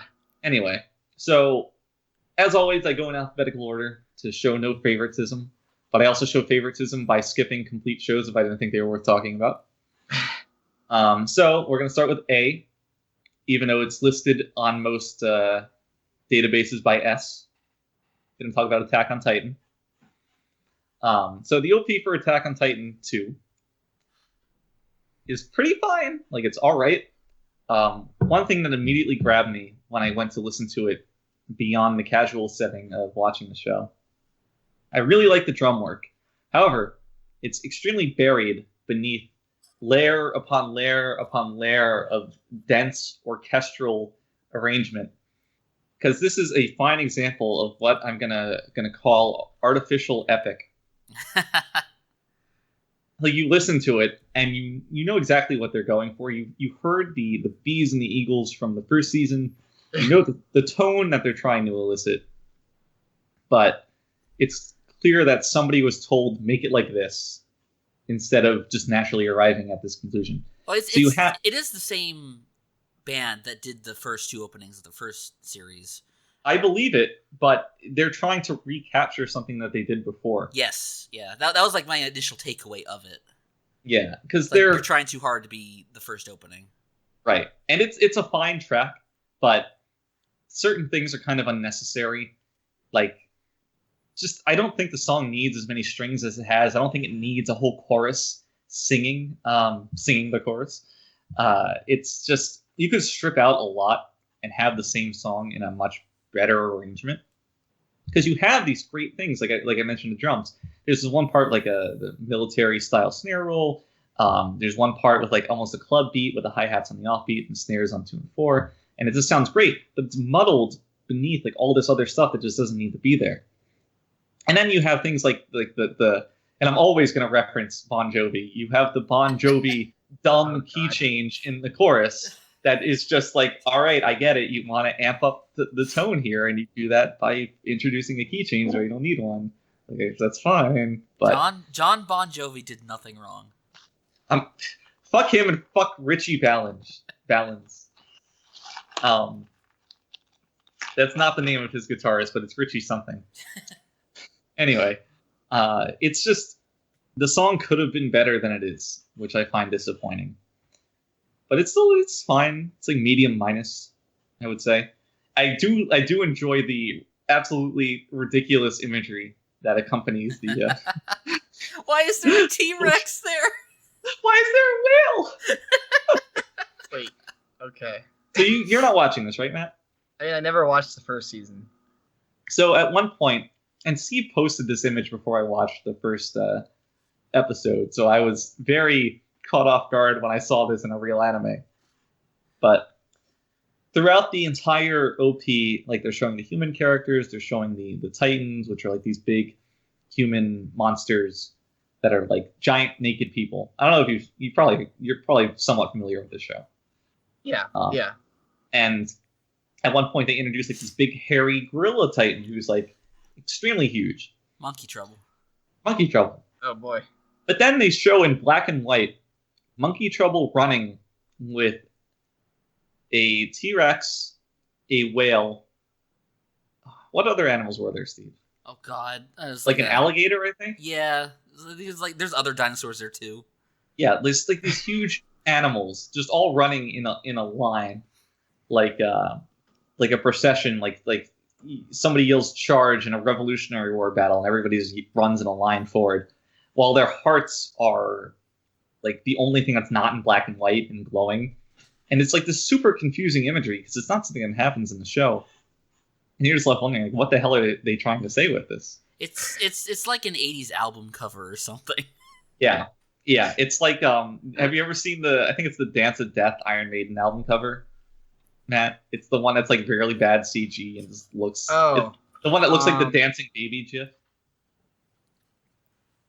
I've never seen this cover before, but now I'm looking at it and oh wow. Yeah. And it's as baffling as that. Like, it's not CG, but it's just strange. You know, and I have it on good authority that at no point during the Attack on Titan story are dinosaurs ever featured. So you immediately asked DL. No. I saw someone mention it because everyone else is kind of baffled by it too when the first episode aired. So it's just like weird and maybe kind of cool weird, but maybe not. I don't know. the let's just say that the visuals did not save the OP from the lackluster score that punctuates it. But if you want to think about a more positive score, we do have Boku no Hero Academia, which continues from the first season to just be pretty fucking great. I love it.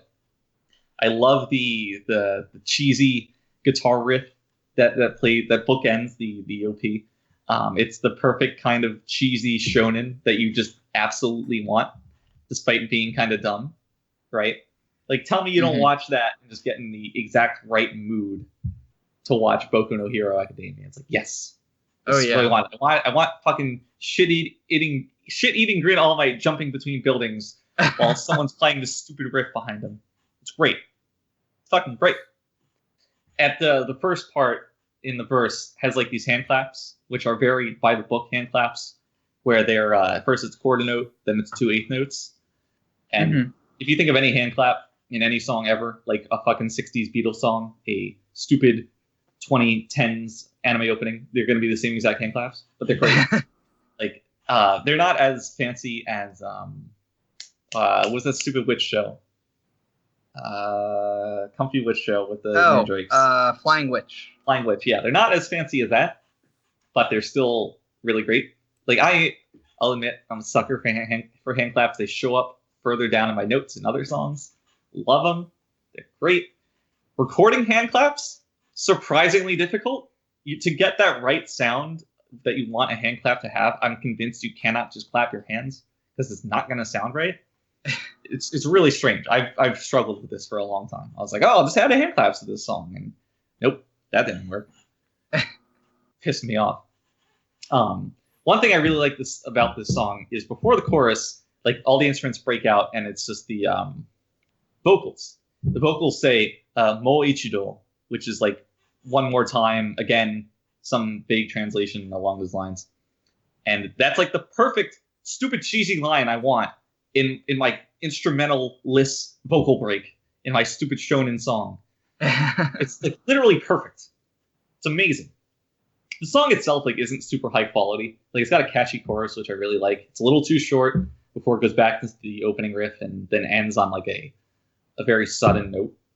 But for the context of what the show is, this is a very serviceable song, and I'm happy to hear it every time. I was talking before about how Tsuki ga Kirei is not a good show to run to. Boku no Hero Academia is a great show to run to, in no small part because of this OP. Like, it really gets you going. With the extremely large exception of the part where All Might's running, and then the whole thing gets super dark for no reason. This isn't like exclusive to this show. It is a weird thing in a lot of shows where like some action will start happening and all of a sudden the whole screen just like gets darker. I don't get why that happens and why they do that. And it's extremely off-putting because there'll be other parts in the show where much more action is going on than in the OP, and they're just bright as day. Right. Whereas the camera's panning across like the whole cast of characters, which it's just drawing like all the characters. There's not like any particles going around. The background's just all white, and it has to become super dark for that. And it just gets me every time. It's like, why? Why is this happening? I'm sure there's a reason for it. Yeah, there's got to be, because it's not just the studio. It's not just this show. It's a common trend, and I just don't get it. Yeah. I think Colin commented on this too. Somebody did. Somebody turned me onto it, and since then I was like, I can't deal with this. You're watching this though, right? Yeah. Okay. What do you think about it? OP. I mean, it's really good. It's I was saying this earlier about Colin, but I don't really have a whole lot to say about the OP. I just think it's really good. It's got a really nice.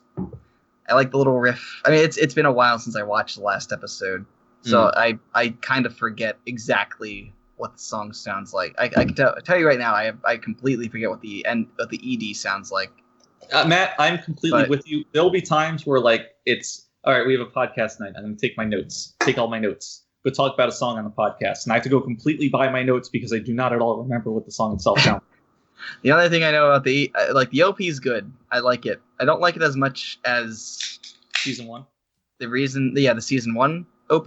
But I mean, this is a 2-core OP, so I assume we'll be getting another one later on. So, what if we didn't? What if we just had one for the whole 24 episodes? I mean, the fucking of the trends.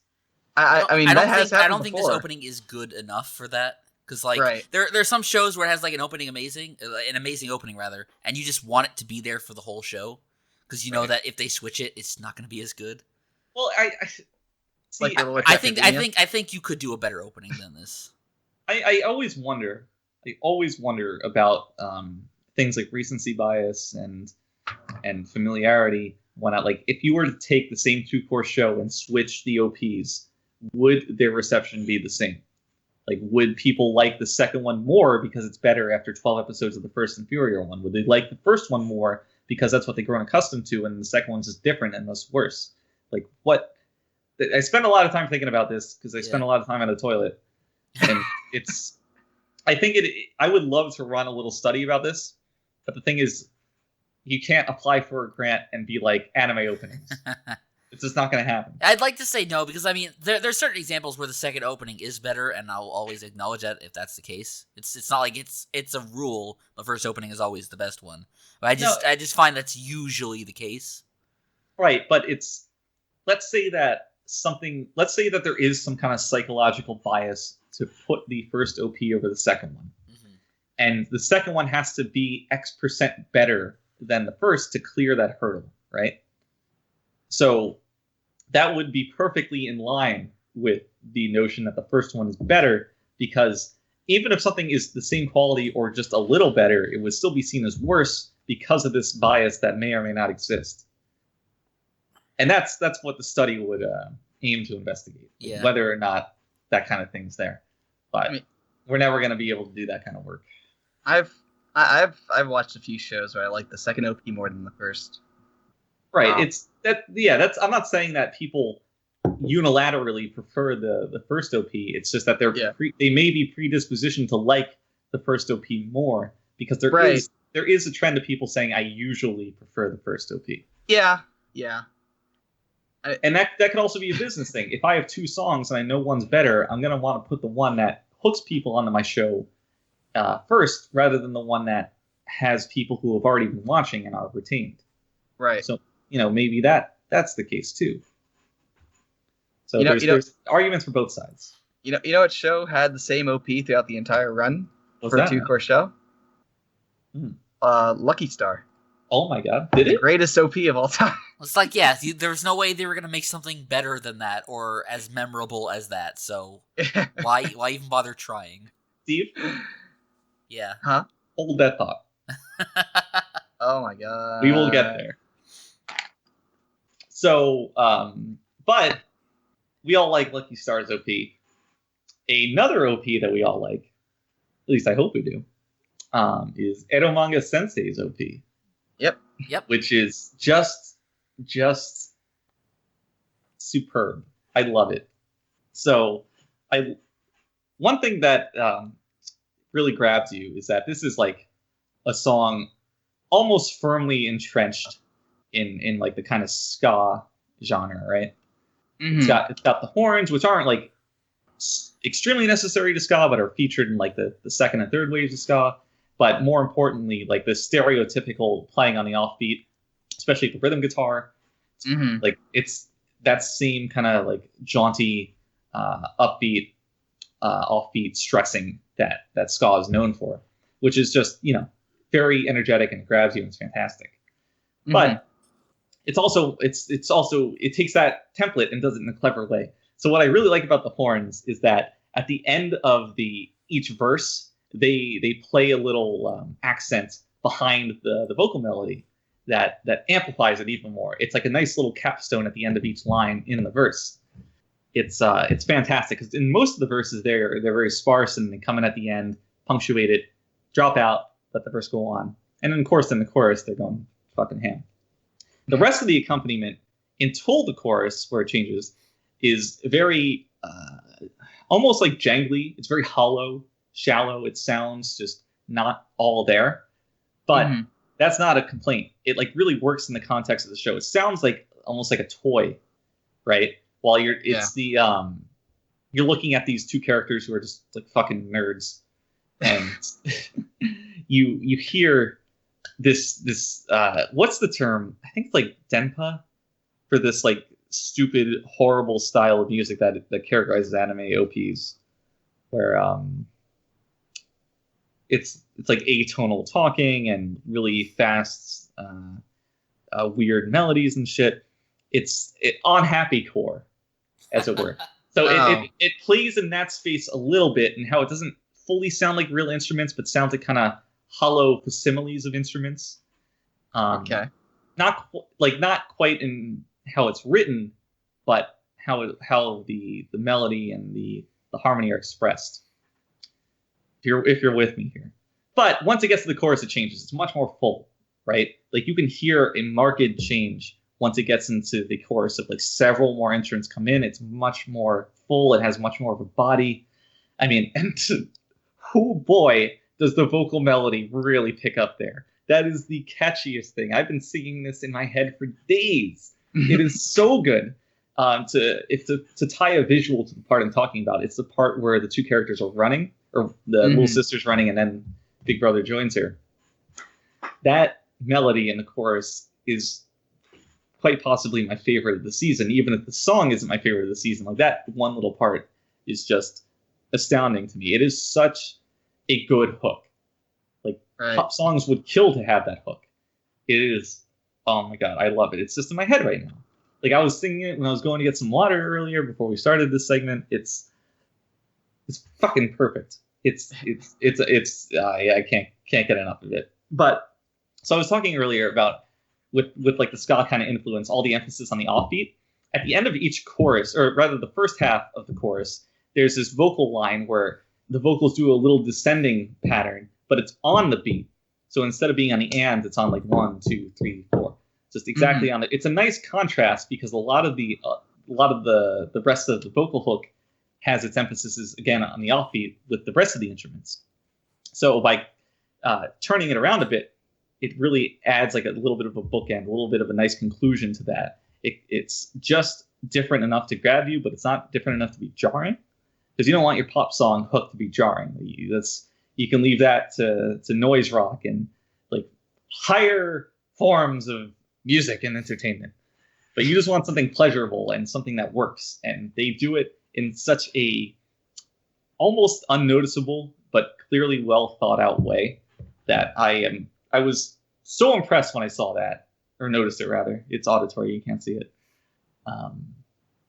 And I just I was so happy. It's like more reasons to love this track. I think it's utterly fantastic, and I wish everything else was up to this standard. What do you guys think? Super fucking catchy, Jesus Christ. Oh yeah. Yeah, now that I listen to it again, after you mentioned it, this does kind of sound like it's almost like kind of like a slower paced, like if you took what are they called? Fucking Streetlight? Huh? No, I guess not. No. What's that fucking band called? If you took like Real Big Fish. Yeah, there you go. Slowed it down a bit, made the vocalist a Japanese singer. It sounds like something kind of like that. I buy it. It's great. It's really good. It's really catchy, really cute. Harmonies are super, super great. The one thing, like the vocalist for the song and the way they use the harmonies just like surround you. Oh yeah. It's like they're just all over, and it's great. Steve, what do you think? I know you've seen this show. Yeah, I like it. No, Thank you, Steve. The duo that does the song, Claris, they do a lot of really good openings. So I was not surprised at all, because they also did the openings to Aremo. So I wasn't surprised at all when they did the opening to this show. They also did the opening to Madoka, and all those shows have really good openings. So pretty much everything this group does is pretty good. Did they do the first OP to Nisekoi? Yes, they did. That OP is one of my all-time fucking favorites. I knew when Steve said that name, I recognized it. Oh my god, I should not be surprised at all that they put this out. But yep, they did the Nisekoi OP. If you haven't heard the first OP to Nisekoi, Season 1, fucking go check it out right now. It is quite possibly my favorite anime song I've ever heard. It is perfect walking around music. It is just perfect OP music. It is so fucking hype. It wasn't one of the first anime that I watched. It was like maybe the second or third season I was watching anime. But years later, it still sticks with me. It is still stuck in my head. I haven't heard it in over a year. It is just fucking fantastic. When we were doing Anime Club, I was gonna pick that show for us to watch just so I could hear that OP again. It is, oh my god, I love it. I love it. And they did good work again with this one. God bless them. Fucking Japanese rock stars.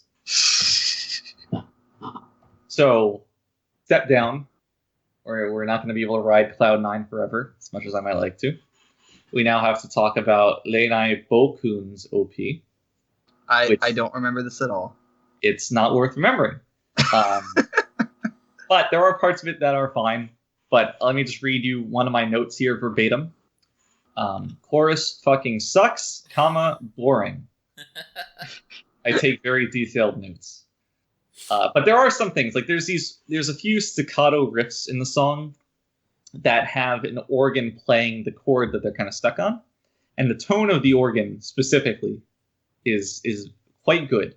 Like, there's a lot of ways to have an organ. Like, you can have a chapel organ, you can have a tremolo organ, you can have a distorted organ, and any and everything in between. Like overdrive, want it, but this organ is so good.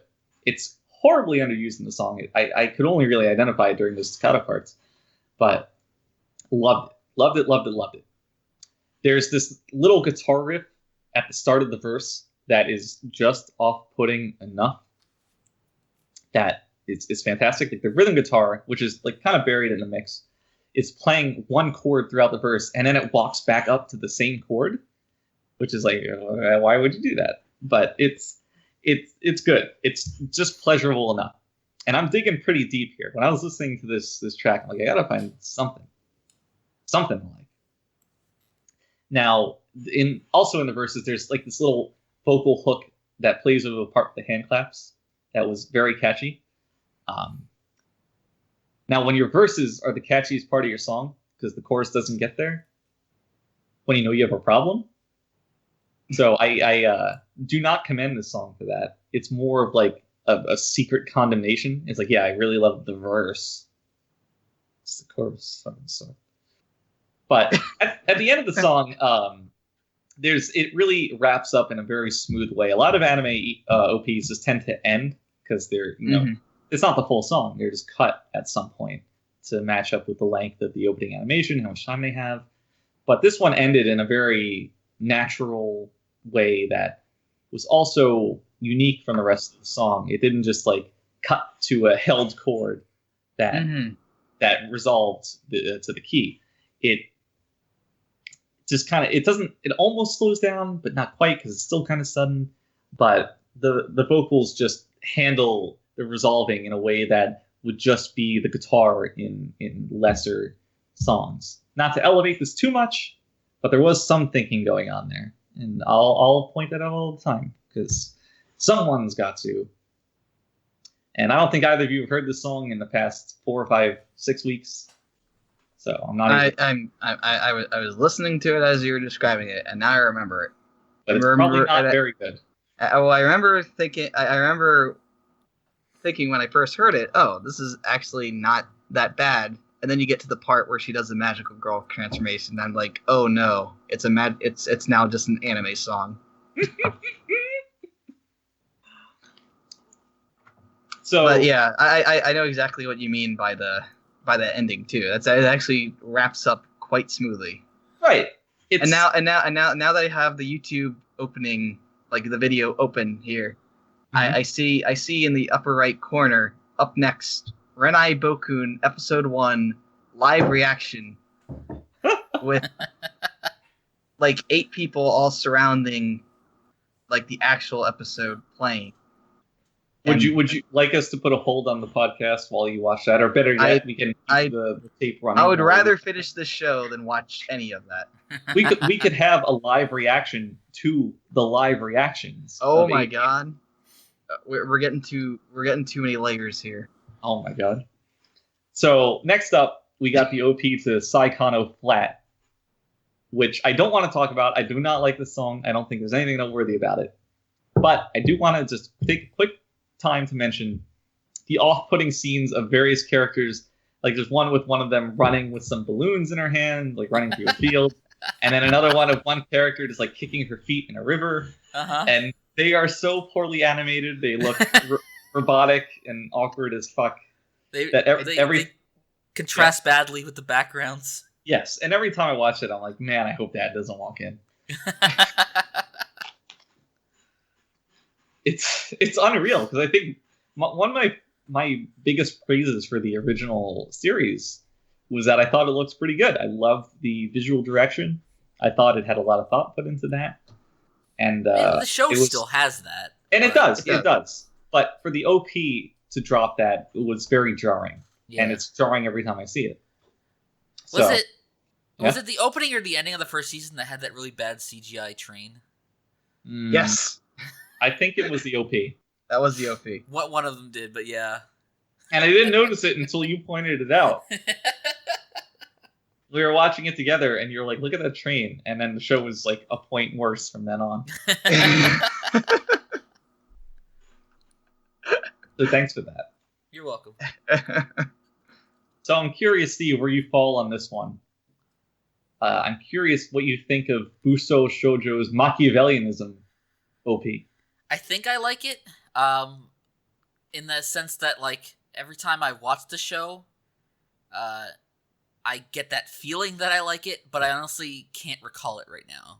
It's not like something that I'm in love with enough to commit it to memory, but right. I don't recall ever being off-put by it. So do you ever turn your brain off when you watch it? I think I kind of do. I kind of do with that show in general. It's like I enjoy it, but it's not like I'm hanging on every word. The show's kind of dumb. It is a good bathtub show where if I'm relaxing in the bath and I just want to put something on, that's often the show I go to. Can for just a note for the end of the year podcast, can we create the bathtub show award? Yes. Oh my god. Because I haven't thought about that, but that is perfect. I haven't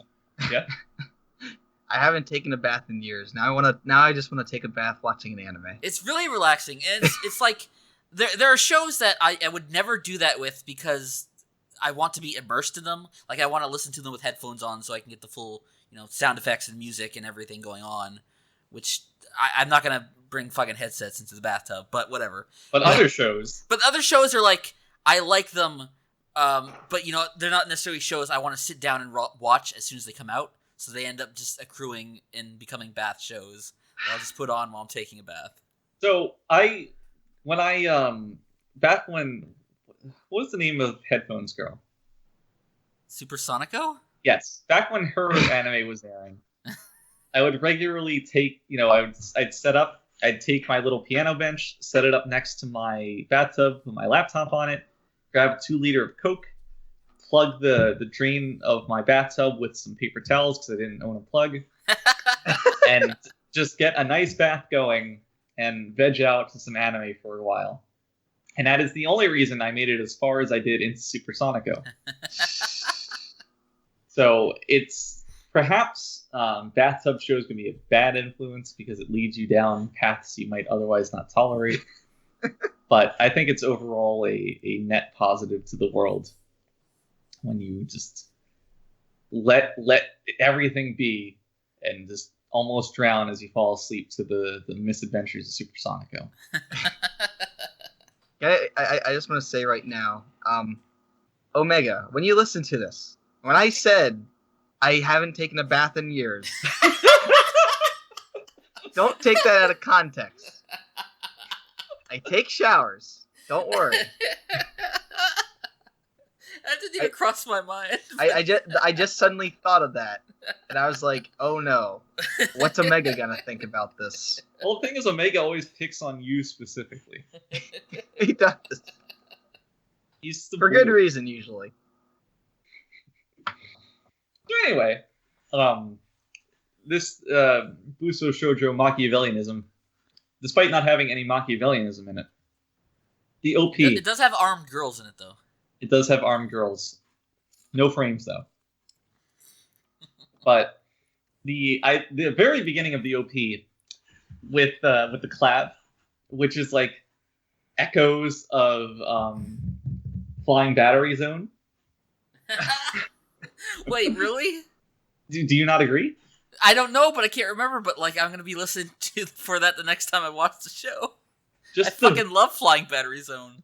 The very beginning, you'll hear the clavinet come in, and it kind of like plays this little descending riff to lead into the rest of the instruments. And it's not the exact, it's not like the same key or anything as Flying Battery, but the tone of it is very similar. And like the way the hyper energy of the drums and the rest of the instruments that kick in, you'll get that sense. But anyway, that OP is, I love. No, not OP, that intro I love, but it's not quite indicative of the rest of the track. If the first 5 to 10 seconds are Flying Battery, the next 10 seconds to minute and 20 seconds, whenever it ends, are Joker Game Light. And I loved Joker Game's OP. But this is like the cheap imitation that is still kind of fine. It's like Mr. Pibb to your Dr. Pepper. Oh my god. It's got like the very energetic moving drum part, slap bass, like the horn line that keeps building on itself. But it doesn't have anywhere near the same amount of cleverness and ingenuity that the Joker Game OP had. So it's just like fine, you know. It's Dece to Joker Game's Dece Plus. Now, when the vocals first come in, there's these chord changes that lie behind them that are extremely simple. It's either 3 or 4 chords. I don't entirely remember, but they're very simple but very satisfying to hear. They're like, you know, anytime you go to learn a song and you're like, oh, this song's only 3 chords, you don't think like, wow, I scoff at this. I scoff at the simplicity of this and how it's not something with multiple time signatures and, you know, you add the 11th in every 3rd chord. No, it's like, wow, they did so much with something so simple. And I really commend that. Like, that's how I feel about those first part of the verse. And then it kind of evolves a bit from there. It goes like a little bit less of the, like I said, less of the funk clavinet kind of thing and more into the high concept spy thriller Joker Game imitation that I maligned a second ago. But you're brought along through it by the sustained energy. You're not bored. You're not really criticizing it. You're not in love, but it's like fine. But there are some parts that really stick out. So, like I said, there's a lot of high energy going on in the song, but if you listen, the bass drum is just playing quarter notes the whole time, which is like fucking genius. It just grounds you into this very solid, you know, 1, 2, 3, 4 throughout. You always have something to look back on. With only a few select parts that have a bit of, oh my god, what's the term? Syncopation, which are welcome changes of pace, but they don't get too fancy with them, which I appreciate. So there's 2 parts exactly. One at the end of the verse before the chorus, then there's like 4 bars, and then the second part is syncopation right before the chorus. So bookending the pre-chorus are 2 instances of syncopation that really are enough to take you out of it, and then you go right back into it. It's not too much, it's not too little, it's just enough. It's smart songwriting, but it's not inventive.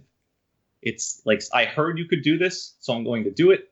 I didn't invent the wheel, I did not reinvent the wheel, I just followed the wheel handbook. And that's how I got this song. So they did a good job, but they did not do a great job. It's how I'm left after hearing this track.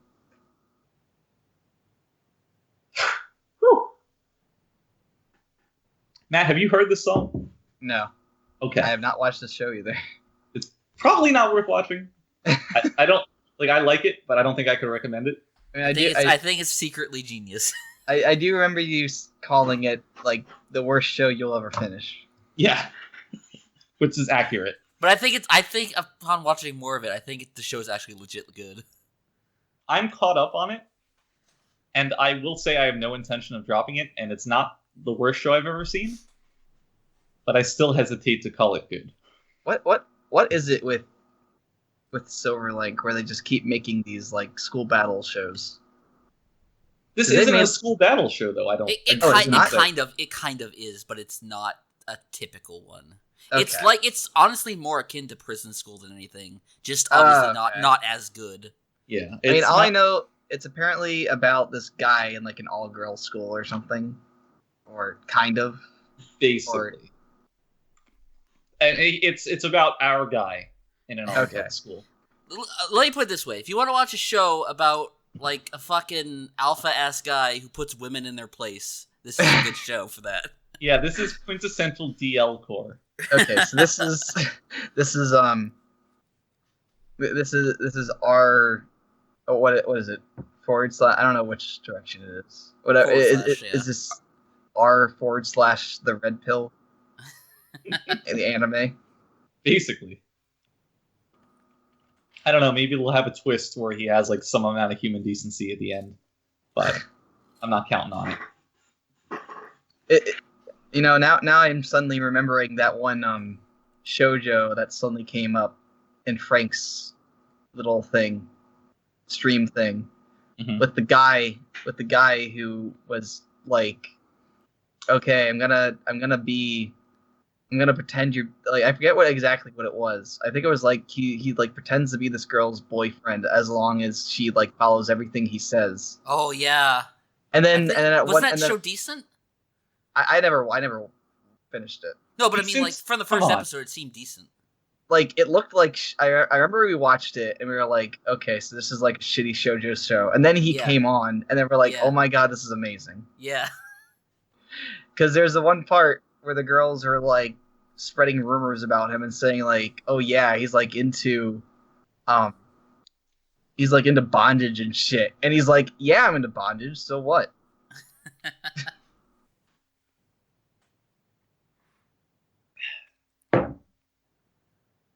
Just quote that, Omega. Okay. So, next OP, I know Matt has heard. So, in a hilarious typo I made, not hilarious, in an amusing typo I made in my notes here, we have the Alive to Zouroku OP.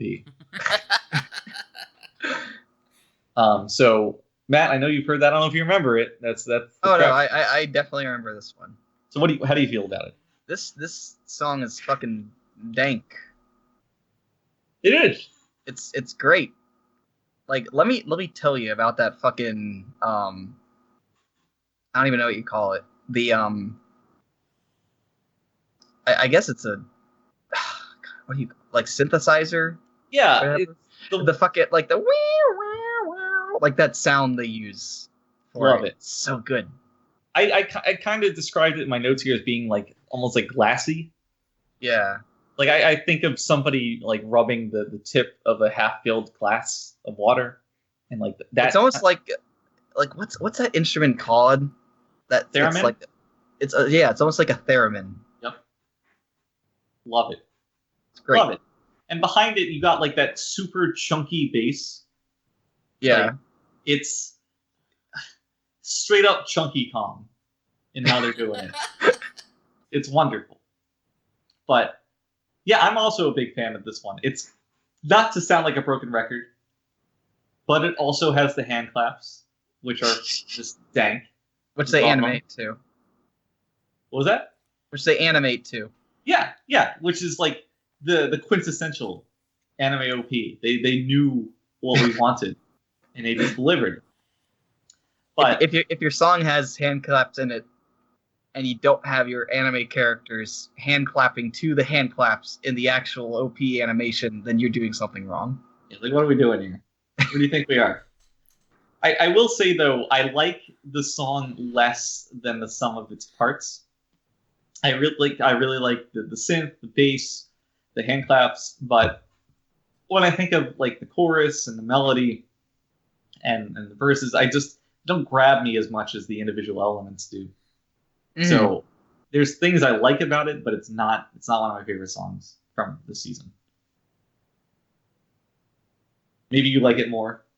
I mean, the best part of the song is the beginning and the ending when you have that theremin synthesizer sound going on. Oh yeah. And it's like something out of a. I feel like there's a band that like used that kind of sound a lot. Well, Fish jams with the theremin when they play. Maybe like songs. It's not Fish. I know. Maybe like something kind of like Devo, maybe. Oh, Devo's sick. I don't know. Do you think if we write a letter, they'll make an episode of this where the characters are wearing the Devo hats? Yeah. Oh my god.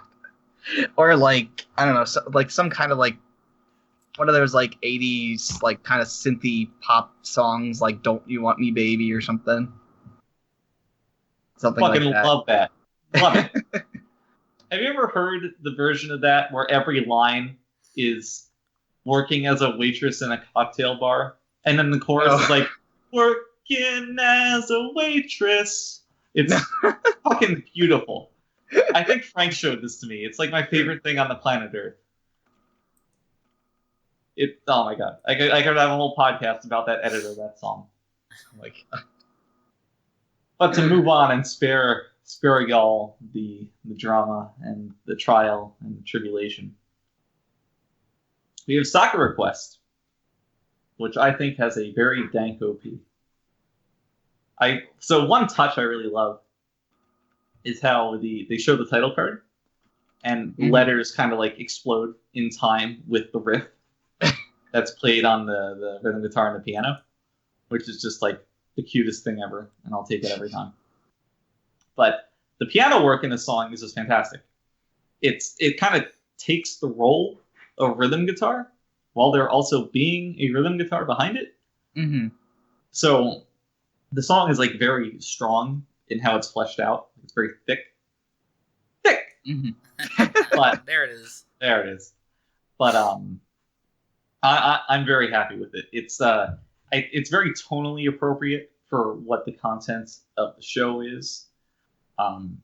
It's even got like little reverse sound effects that started out that give it just a little bit of a dissonant feel before it kicks into the riff, which are fantastic. In the verse, like right at the pre-chorus, before the banjo kicks in, there's these little faint guitar overdubs with like some kind of I don't know what the name of the effect is, but it kind of it's not tremolo and it's not a volume pedal, but it fades in and out of like how loud it is. Mm-hmm. And it's very faint, but they're just super nice. And it's like those are the kind of I use those effects all the time. They're so nice when you want to reintroduce like a progression, but you want it to sound like slightly different and make it seem like you did a little more work when you really didn't. You're just playing like roots and fifths over it. So you just add this effect. It's like, wow, it's new. Love it. And then the banjo comes. And you know that when they introduce a banjo, I'm gonna love it. And it's fantastic. It's like it has that frolicking banjo fingerpick feel that you know exactly what it sounds like, even if you haven't heard the song. Like you think somebody playing a banjo, it's exactly what you think of. Like they have those stupid picks attached to their fingers because they're like not hardcore enough to just do it raw. And oh my god! And then there's these horns in the chorus, like so great. They soar, but they soar subtly. They're not overpowering. Like a lot of other songs on this list, there's been a lot of horns this season, and I'm sure more are yet to come. Listen, I'm listening to the song. And we haven't. This is yet another song with hand claps in it too. I didn't want to note the hand claps to not be repetitive. Are you not watching this show? Huh? Are you not watching this? I only watched the first episode so far. Okay. But I do remember listening to the OP when it aired. I mean, when I first saw the episode, and I was like, wow, this is fucking dank as shit.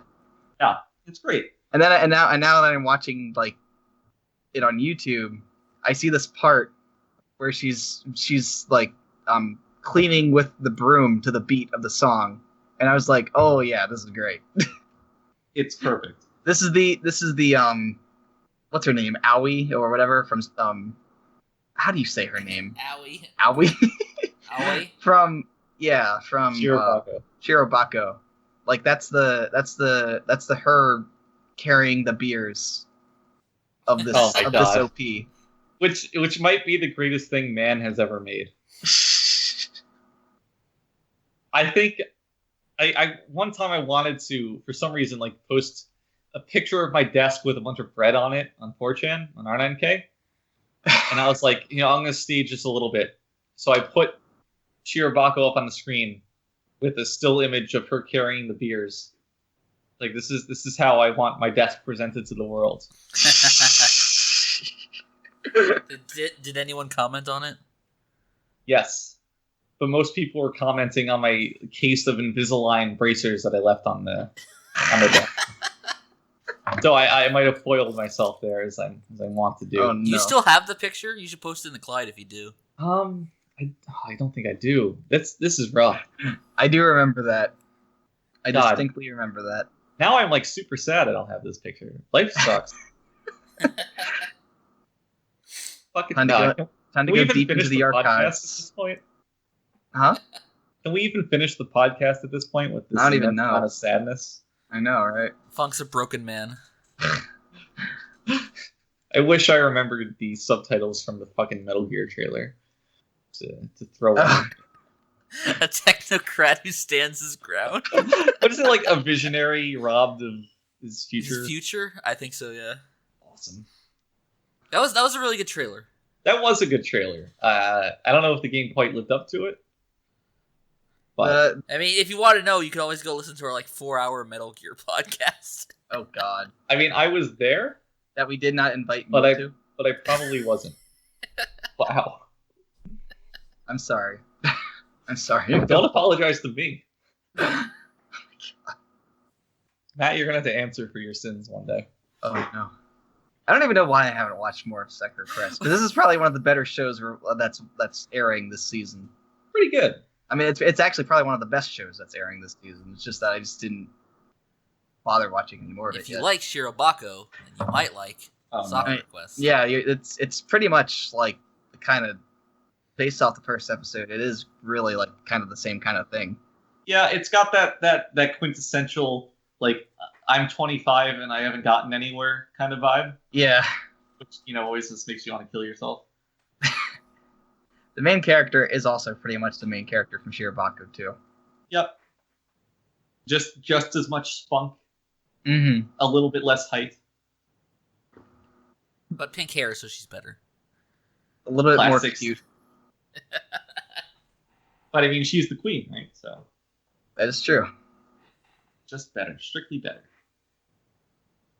So, transferring to a show with 0 cute girls because they're all CG abominations. Oh no. We got the OP to Seikaisuru Kado, which I know none of you have heard because I recommended it to you too earlier. But I really like this OP. I'm not quite sure on the time signature whether or not it's in 4/4 with just a triplet feel or if it's in kind of a 6/8. But it has that distinct triplet feel. But the thing is, it's not like a bluesy number. It's not a shuffle. It's just kind of slow, kind of...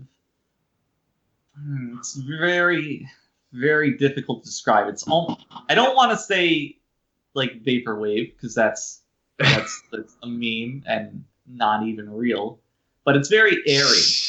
It's very like synth pop-ish while still being slower than a typical pop song. It's very, I will say it's very atypical from most anime OPs, which is probably why I like it so much. It's not like a great piece of music, but it and the ED are both unique enough that I'm gonna call attention to them. There's this one riff that is at the beginning and at the end that is a descending riff that ends on the root, resolves the whole thing. It's very, very makes it feel complete. It's very satisfying, and it's just a well put together track, even if it's not going to make my best of list. Like I respect it a lot more than I like it. Is how I'll put it. One analogy I made. It's like if you could write chapel music from like the Gregorian era, but with synthesizers.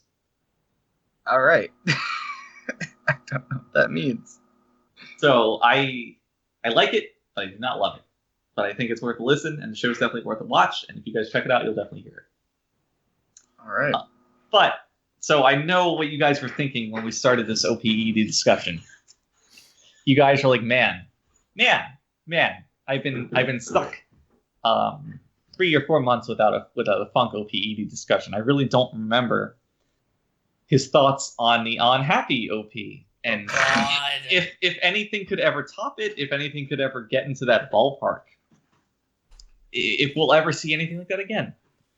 So I'm here to tell you that Hinako Note's OP is 8 kinds of crazy.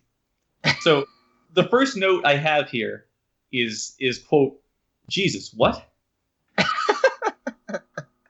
So this is very clearly playing in the same space as Unhappy's OP. That same, I mentioned it earlier, that dissonant, characteristically anime OP, where is this like pleb filter stuff? Yes, this is definitely pleb filter. I think it's in the same ballpark as Kill Me Babies, but perhaps a little bit toned down. Oh God! Stop it! Kill Me Baby is the biggest plebe filter song on the planet. Like, I'm just gonna throw that out there. But this is a little bit more palatable for the normie. So I was reading the YouTube comments on this song as I listened to it a few times, and one person said, "quote composition by Dream Theater, LOL," end quote. And I could not agree with that person more. There are just random bars of 5/4. Random other bars of other odd time signatures. The song is just kind of all over the place. The title of the song is A E U A O Ao, which is a tongue twister based. So when you think of the 5 sounds of the Japanese alphabet and language, it's which I do know thanks to Jeremy Thorne. Right. Oh God, saying the title always like gets me wrong. It's A-E-A-O. A-E-U-A-O. Yeah. So this throws in an extra. Think of that fucking space game. The astronaut game. I don't remember. Moonbase Alpha? Yes. Space Alpha. No, Moonbase Alpha. Moonbase Alpha. Yeah. But this is A-U. Throwing in the extra A. So instead of A-E-U-A-O, it's A-E-U-A-O and an A-O. Just gives it like a tongue twisterous feel. It's said very quickly, like it's just almost shouted at you by the singers. It's fucking crazy. But there's this like at the end of the intro and towards the end of the song, it shifts into a distinct section where the characters are singing almost robotically, and it's a much faster said descending line, like it's just I don't know what the hell they're saying. I don't think anyone does, but it's extremely catchy. And then that barely leads into the verse because it's so dissonant and chaotic that these things aren't really built to mesh well. It's kind of like jumps between sections, as these songs often do.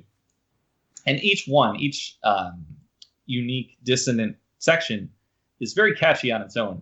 When you look at it in the greater context of the song, it's all these, like, think of a puzzle, like how all the pieces fit together, and then think of a puzzle that was built by retards. Like, all the pieces are, like, they don't fit well. They're just different sizes. One of them is, like, all right angles, and the other one's all circles.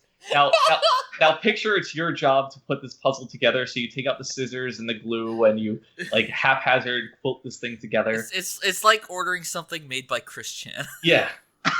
So the finished product was like jimmied together by sheer ingenuity, and that's kind of how this song is. It's just a bunch of random things that had to be sewn together by sheer force of will to make a complete song. But they sound fantastic, and I love it. Like I absolutely love this. It's not on the same level as On Happy's OP, but it is approaching, and it's from the same school of thought. So I am completely in love with this song. It is a shame. Well, it's not really a shame neither you're watching this. The show isn't particularly great, but this song is, and I'm happy to listen to it again when it comes around for the year in review.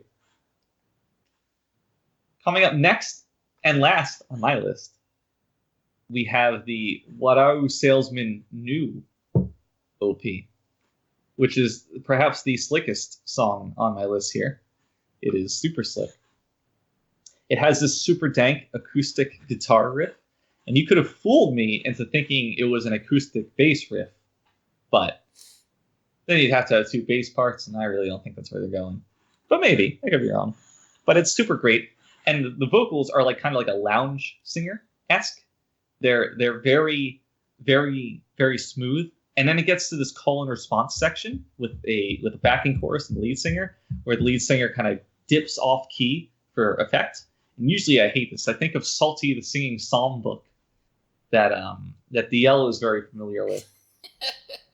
Not that he'll ever think of this or listen to this. And that was played for either laughs or just poor writing, I think.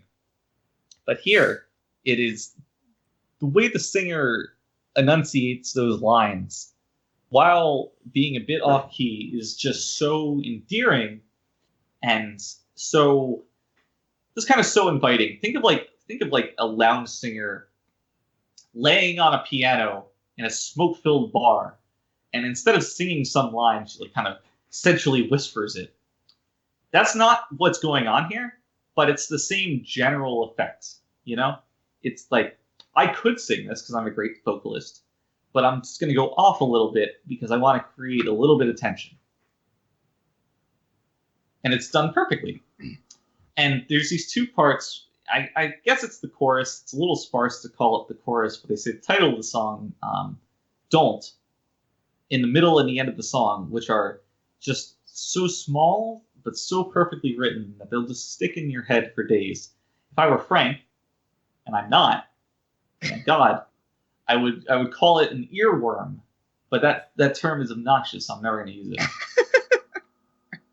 The drums and the bass throughout most of the song are just playing eighth notes. They're super simple lines. The bass is hammering on the roots. The drums are just literally putting the bass drum on 1 through 4, the snare on 2 and 4, and occasionally throwing a hi-hat on 4 and.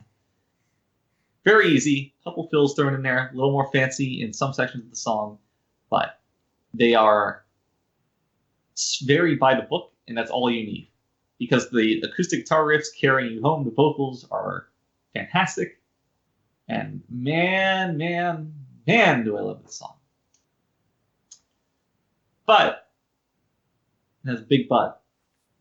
Those are all the notes I have for OPs this season. Oh. Does anybody have any other songs that they thought were notable that they want to call out? I'm kind of surprised you didn't mention this because I feel like it would be something. I don't know. I mean, I don't know. I feel like it would be something you like, but I'm surprised.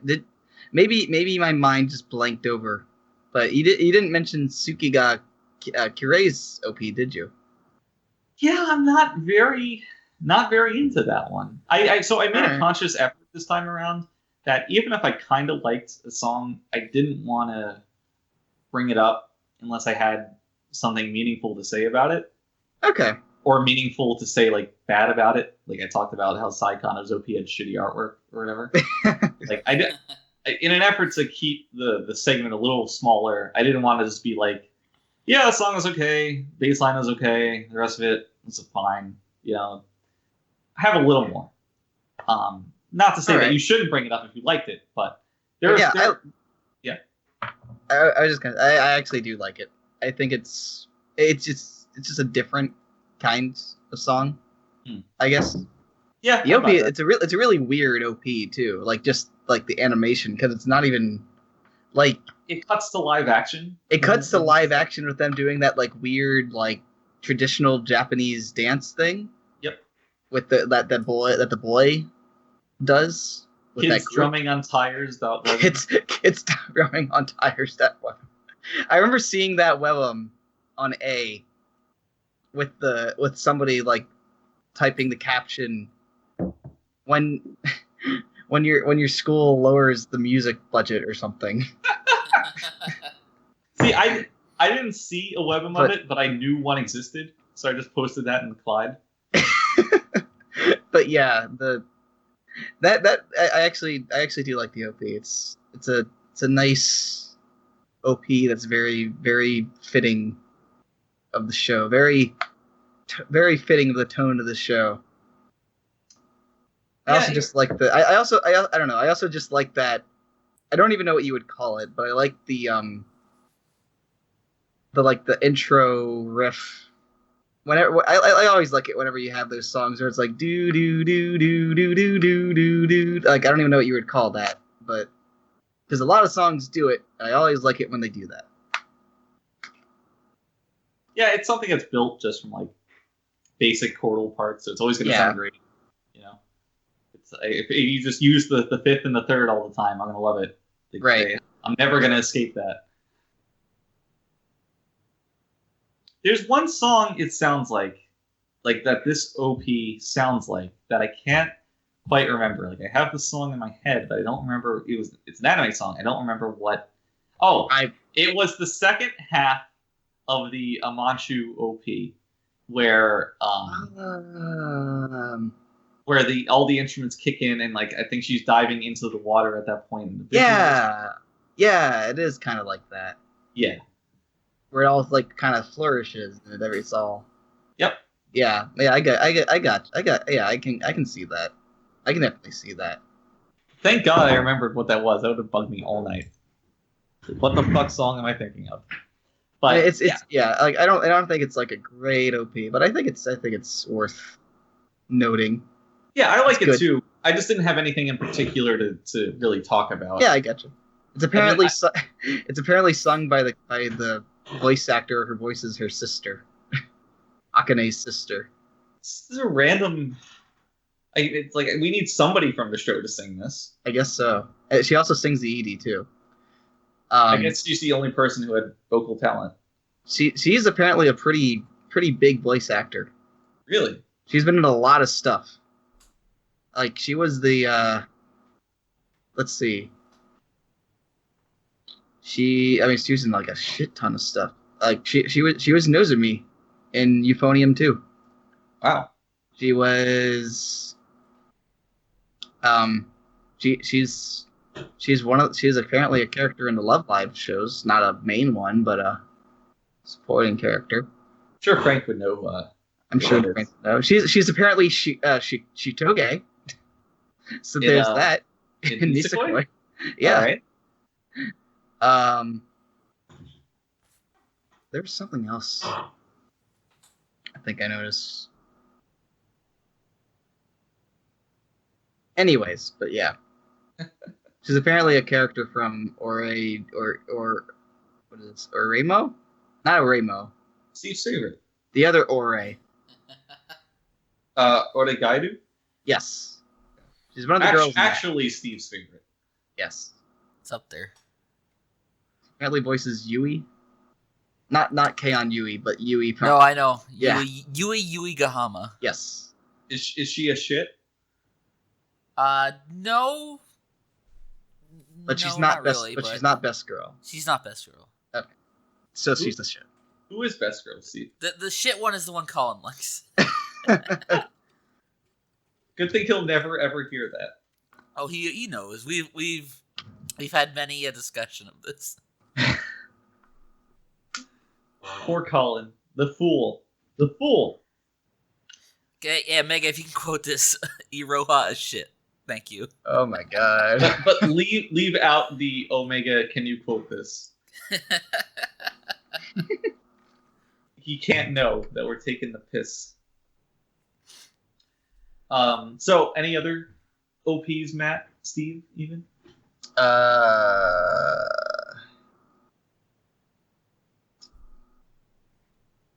I really like the Recreators OP, but that's the only one I can really think of. That's the one that's like, I know it. I mean, I obviously heard it, but like I actively remember it. I don't remember the title because I know they say the title like relatively. It's called Gravity Wall. Yes, that's it. Yeah, I mean that one's fine. I like the chorus in that. And that's all I can really remember. Like it's fine, it's serviceable. I don't hate it whenever I watch the show, which is a lot more than a lot of other shows. Believe it or not, it's kind of perfect for that show. Like tonally. Yeah. Basically exactly what I want when I sit down to watch Recreators. Like I don't want something overly some like kind of over energetic rock song with blazing guitars, like it's a little cooler, like calmer. And that's fine. That's perfect. So, good job on their part. Their Gravity Wall. You did it, kid. You know what? I'm gonna just go completely off the rails here since I'm still watching it. I'm just gonna mention something really random. Since nobody else has heard it yet, you know what show surprisingly has a good second OP? What's that? Kuromukuro. Really? You're right. I haven't heard that. You're the only one who got that far, so it's actually pretty. I mean, it's better than the first OP. It's the same group. You know how it begins? It begins with like typical kind of guitar riff, like the first chord's OP. But then there's this I guess a theremin kind of sound in the background that's like typical alien thing, where it's like it's like, wow, this is great. It's so cheesy sounding. It's like the most like alien, stereotypical alien sound effect music kind of thing you would hear, and it's great. Right. Does it sound like the opening to Men in Black, the animated series? Maybe. Hold on. Steve has been stuck on Men in Black, the animated series, for the past 15 years. It's a good show. Let me see. Let me listen to this. I don't know why what you said reminded me of that, but it just did. Is there a theremin in the Men in Black animated series OP? I don't know, but it does have kind of an alien-sounding thing, which is now kind of appropriate. The real question is, so Men in Black, the film, starred Will Smith. Does yes. Men in Black, the animated series OP, have a rap in it? No, it's instrumental. Fucking lame. Is there at least like J and K? Yeah, but they're not voiced by right. Will Smith and Tommy Lee Jones. Well, anyways. I'm just glad we got to work Tommy Lee Jones into our anime podcast. So to round out the OP discussion, I wanted to include my best top five OPs of the season. Let's do it. So we're going to start from 5 and work our way up. At number 5, we got Buso Shoujo Machiavellianism. At number 4, we got Sakura Quest. Number 3, Hinako Note. Number 2, Eromanga-sensei. And number 1, Wadau Salesman New. Wait, really? Yeah, I really like that song. Well, it's because when you were talking about it, you didn't seem as enthusiastic as some of those other ones. It was the last song on the list. Oh, okay. Maybe, yeah, I guess that would explain it. It was like, maybe I missed something, but... No, I perfectly am open to the fact that I might not have been as enthused, but it's great. I would recommend listening to it. It's all right. It's I say this about a lot of the things that I like, but it's very unlike other anime OPs. If anybody else has a list, feel free. But I don't. Rest assured, mine is official and yours is not.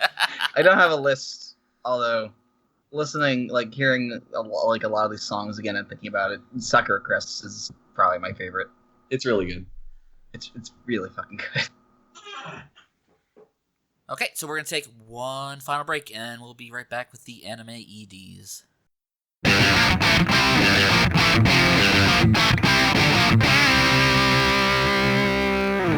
Welcome back one final time to the Luckycast. Okay, Funk, let's wrap this up with the anime endings. I have no idea why you're going to me for this. I mean, I guess, okay. So I'm going to start off actually with a high watermark with Attack on Titan Season 2's ED. I love this ED.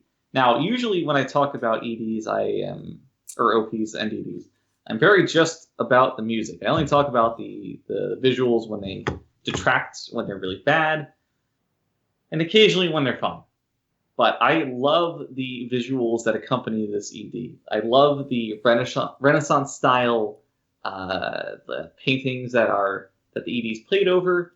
They add a lot to what is basically my favorite part of this entire show. The fucking lore of it, the backstory, the little minutia details about how this world functions. To me, in the greater context of Attack on Titan, is always the most interesting part. Like, I don't care about stupid Titan fights. I don't care about the Scout Corps. I don't care about any of these things. I just like the greater lore of like what Titans are, how society functions, and fear of these things. And these visuals provide like a great backstory to that. But to turn to the music, that's still great too. In the opening section, there's like this very faint, awesome piano riff that's like just 3 notes at a time that plays at the very beginning, which is super great. Oh, I dropped some shit on the floor. Yeah. And then it gets into then the vocals come in, and what I love about the vocals is they sound very dreamy. If you remember Luluko's ED, they have that same kind of feel to them, that same kind of aesthetic, right? Mm-hmm. And it is just marvelous. It's layer upon layer upon layer upon layer of vocals. Like, you have your main singer upon a whole backing chorus, on top of some harmonies. There's so many things going on. It's so dense, and it's stylistically designed to be that way.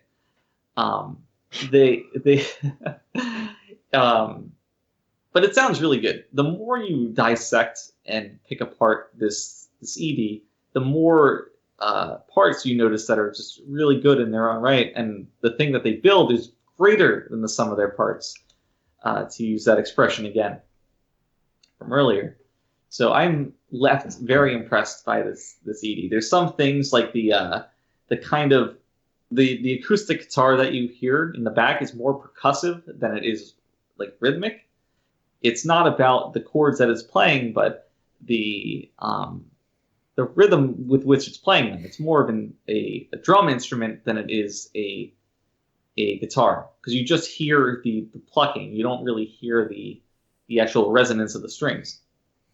That's fantastic. The way that layers upon all like the synths is great. There's so many keyboard instruments flying around behind all the vocals, and it's great. You don't really get stuff like this. This is I compared it to Luluko's ED.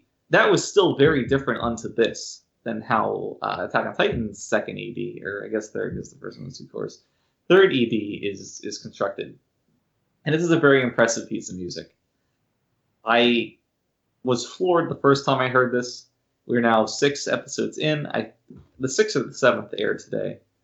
It's the 32nd. I don't know what that is of this season, but it still gets me every time, is what I'm trying to say here. After having heard it several times, it's just wonderful. Like, I am completely in love with this song.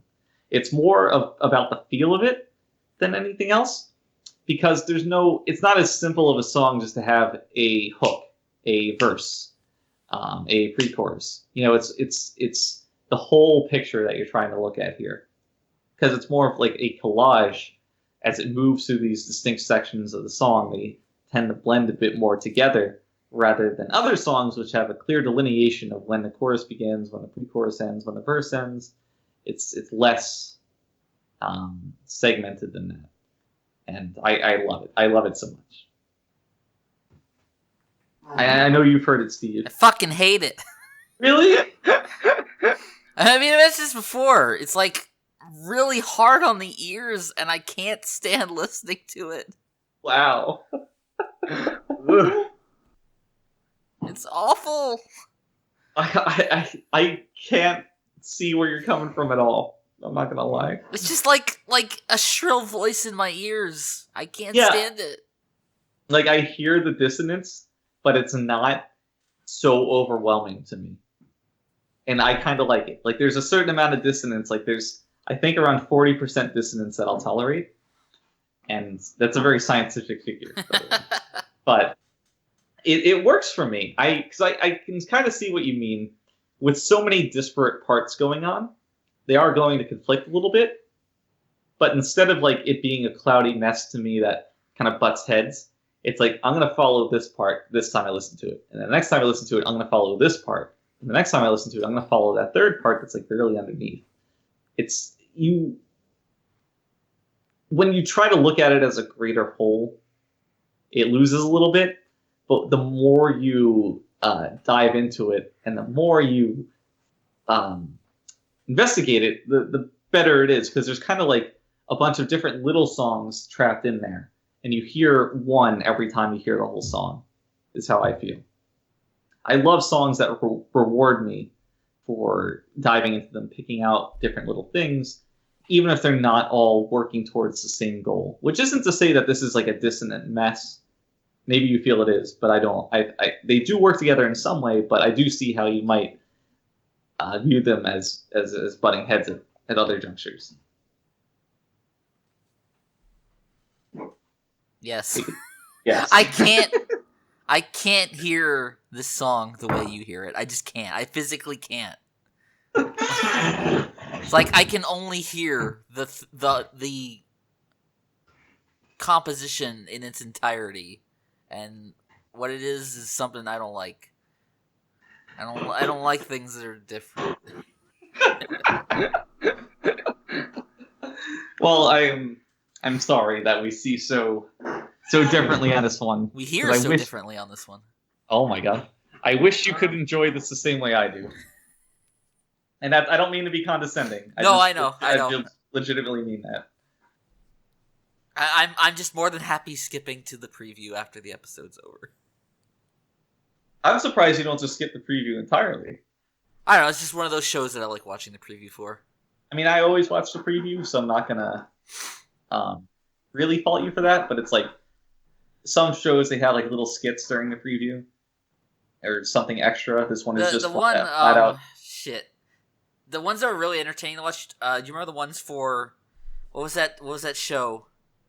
The candy show. Dagashi Kashi? Yes, that one. That had entertaining previews. It did. I think the comedy shows in general just have better previews than the other ones. The Bastard Magic Instructor show has pretty good previews. They're just full on like little comedy skits. In fact, I don't even think they actually preview anything.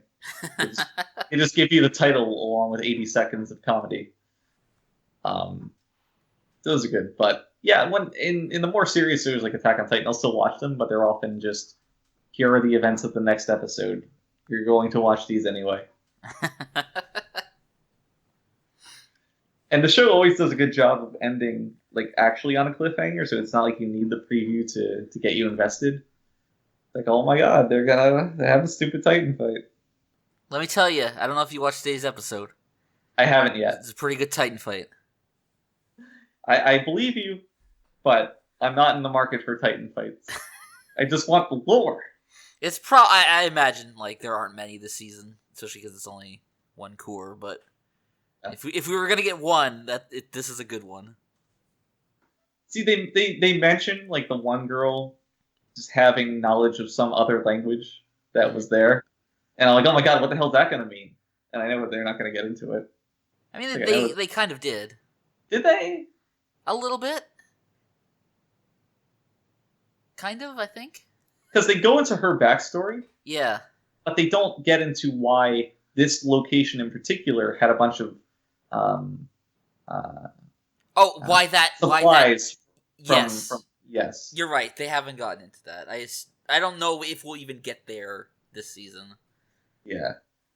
And like we're not even going to get to the basement. Like because I legitimately find so many of these things to be so interesting. Yeah, it's the show's strength and its weakness in that it raises so many interesting questions, but it doesn't answer them fast enough.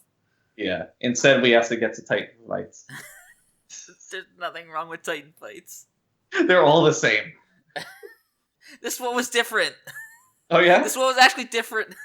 Did one Titan like punch another and then they fall back onto a bunch of trees? They start punching, but then the punches don't work. So you got to find out like what really goes on.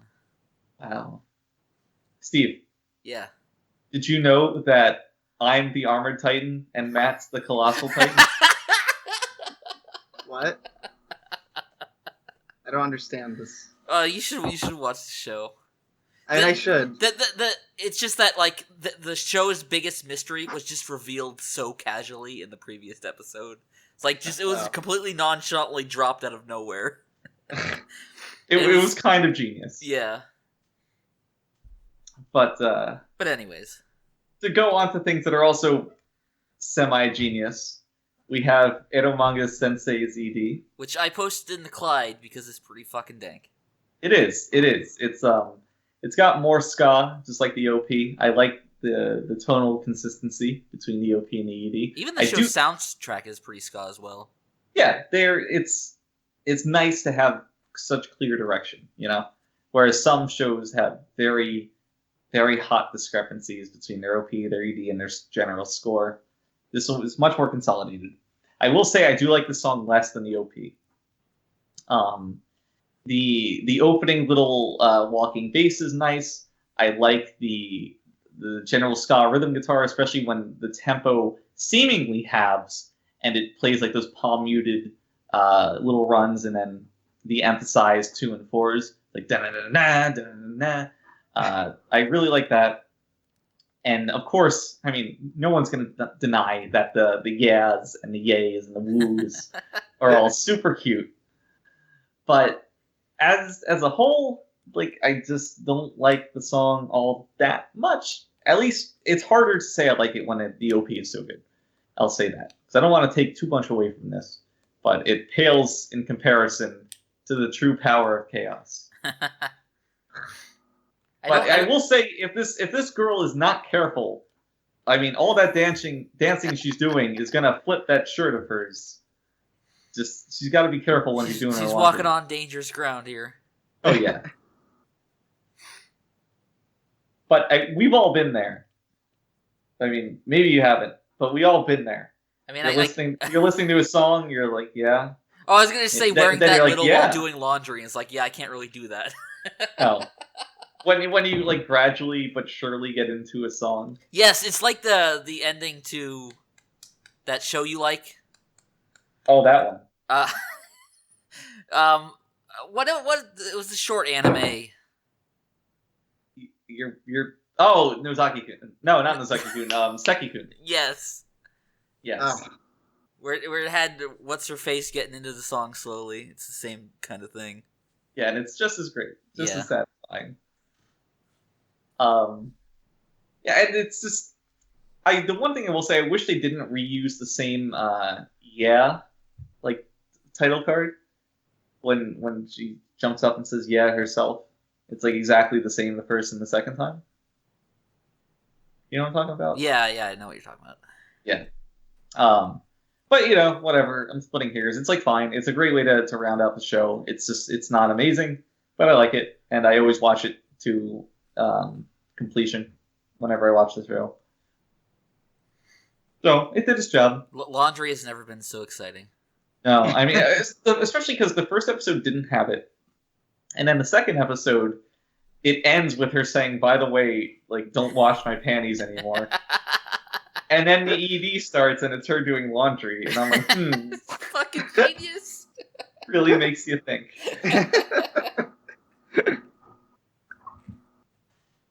So next song I wanted to talk about was Saikano Flats ED, which, much like the OP, I don't have much to say about, but instead of just harping on the visuals this time, I do want to say, while I hated most of the song, the chorus was particularly fantastic. Like, the delta between how I felt about the verse and how I felt about the chorus was extremely large. One of the largest deltas I've ever seen since, like, the Nile.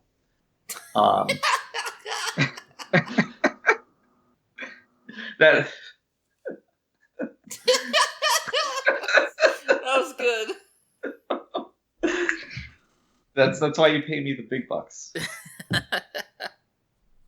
The God, I kind of lost track here. Just the repeated phrase in each line of the chorus that kind of lilts up with the melody is a tried and true method of making a catchy chorus, but it rings true every time you hear it. You know, it's a classic for a reason. And you know, I'm always one to point out solid if unexciting songwriting methods, and I'll do the same here. You know, they knew what they were doing, at least a part of the song, and it worked. So I'm happy. I can sing along with it every time it comes up, even if I just like grovel and mumble through the first 75% of the song begrudgingly. Like, yeah, I know that it's gonna be fucking dank at the end. Love it. Great. So really small bullet point here. Sakurada Reset just wanted to say the person they got to sing this cannot sing at all. I don't know if you guys remember this ED. Nope. But I mean, I didn't watch it, so. Clearly you don't remember it. But I assume it's just a band and their vocalist is truly heinous. Like, is there a rating below medium minus that I could give this guy? Like I don't think ratings go that low, but it's minus. Oh my god, minus. Ooh. Oh wait, isn't that I don't know. Yeah, that pretty cancels each other out. Well, is that minus? Okay, there we go. Now we're good.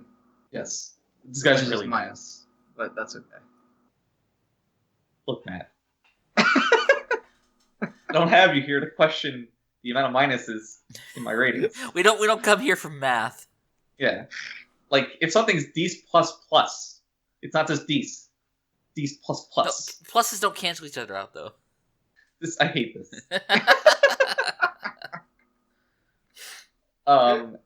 Alice to Zouroku has a really good ED, I feel. Oh, man. Yeah, right? Like, why don't you tell me about it, Matt? Oh, God. Oh, my God. Like, so, it just starts off with this, like, I don't even know I don't know musical terms. But just the beginning of it is great. It's very like kind of folksy. Yeah, it's this very folksy, like, kind of skip-happy song where it just kind of hops along. Now, then you get to this one part of the song where it's, like, several different voices just kind of, like, descending in different ways. Like, it's, like, all these different harmonies going on at different times. It's almost like a round. Yeah. But it's like all over, and it's like, oh my god, it's so good. I love that, like the Eromanga-sensei songs, like all the emphasis is on the offbeat, but it's slow. It's so slow that it's not at all like that kind of ska feel. It's like you said, bouncy, right? Yeah. Like it just keeps picking you up every measure. And you have Alice Sana skipping along in the visuals for it, and it's just perfect.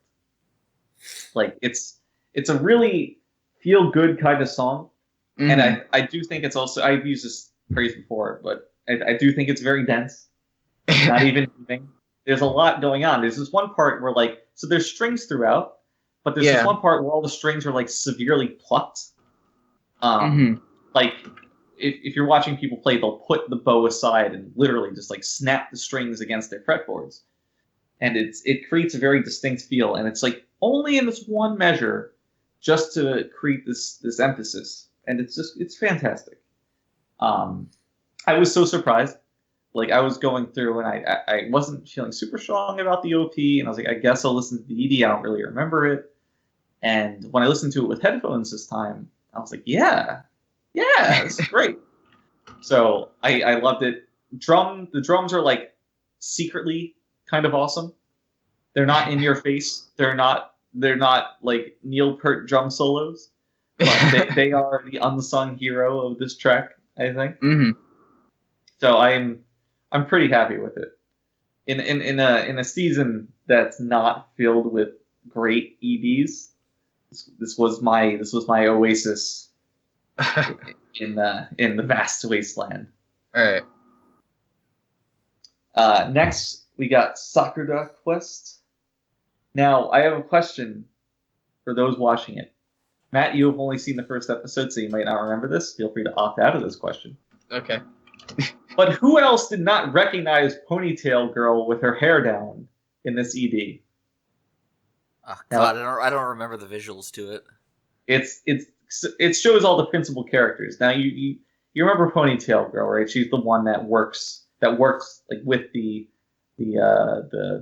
tourism board before main character got there. Yeah.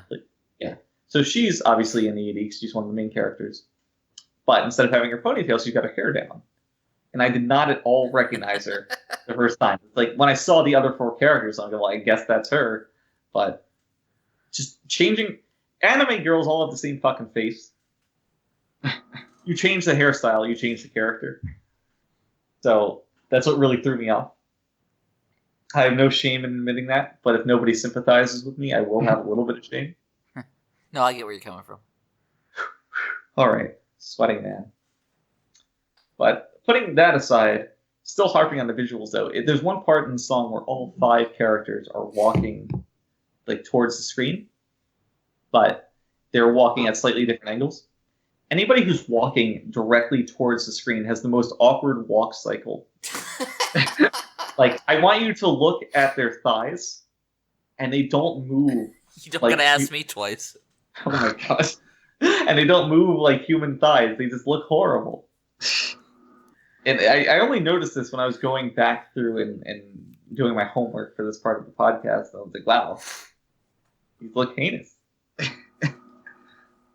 But to get to the music itself, it kind of opens and starts with this little acoustic guitar riff. And both times, this backwards guitar effect is played on top of it. And it's like really good. I'm a sucker. I'm just a sucker in general, but I'm a complete sucker for backwards effects. Like I do it all the time. Just take something, play it backwards, fade it in, overlay it on top of another part of your song. It's like easy mode for making something that's just a little bit interesting. And I think it's great. But the way that they do it, where it kind of builds up and then stops once the riff starts up, and then as it's closing out the measure, it builds up and then stops as the next measure starts. It doesn't get in the way of the guitar track that you're listening to, but it still adds to it. And if you can make something that's purely additive but not distracting, that's how you know you've mixed it well and you've written it well. And even if I'm not super in love with the rest of the song, that was done well. The vocal performance is simply Dece. It's not Dece plus, nor is it Dece minus, but it is Dece. I'll give them props for that, but it is very like R&B female singer. It's not super unique, nor is it super anime, which is also good. It feels like an actual piece of music that was written for highbrow individuals such as myself. Anyway, when I say like sarcastic jokes like that and nobody laughs or says anything, it's like, wow, this guy's really just. I kept quiet on purpose just for that kind of reaction. Yeah, thank you. Now everyone's just gonna think this guy sucks. He's got haughty McDuty over here. Next up, Steve, we got Seikaisuru Kado, which I know again none of you've heard. But what I like about this CD is that it kind of has, like, to play with the theme of the show, it has a bit of an otherworldly feel, almost like kind of tribal in how it is. It feels very majestic or majestic light. The percussion is very, it sounds both pounding and distant at the same time. It's like if your upstairs apartment neighbor was playing tribal drums, and you just recorded it to use in your anime ED. That's what this would sound like. But the vocals are there's not a lot of harmonies going on, but there's a couple of voices, or at least one multi-tracked voice singing the main melody, which just gives it a little bit more space to it, which I really like. It sounds like a song that has a lot of volume, but not a lot of mass, if you know what I mean. You know, like there's a lot there, but it's not very dense. Okay. Yeah, I hope I'm getting through to you. Maybe. I haven't actually heard the song, so... Think of like a balloon, right? You can blow a balloon up to where it fills your entire room, but, you know, it's still just air in there, you know? Right. If you pop it, nothing's going to come out, right? It's just air. Whereas if you have like a concrete block that fills your entire room, well, that's going to be dense right down to the core. Mm-hmm. So that's how I tend to think about this song. It's few parts that are blown up to fill a lot of space. And I really like it. Like I said about the OP, I think it's atypical of anime songs, which always endears me to it because I secretly hate anime. And I think it fits the show well with, I mean, I was talking about the extra dimensional aspects of one character on the show, and I think this kind of plays into that in a roundabout way relative to other anime. So, good job. So, next we got Hinako Note, which I lauded earlier for its just pure insanity.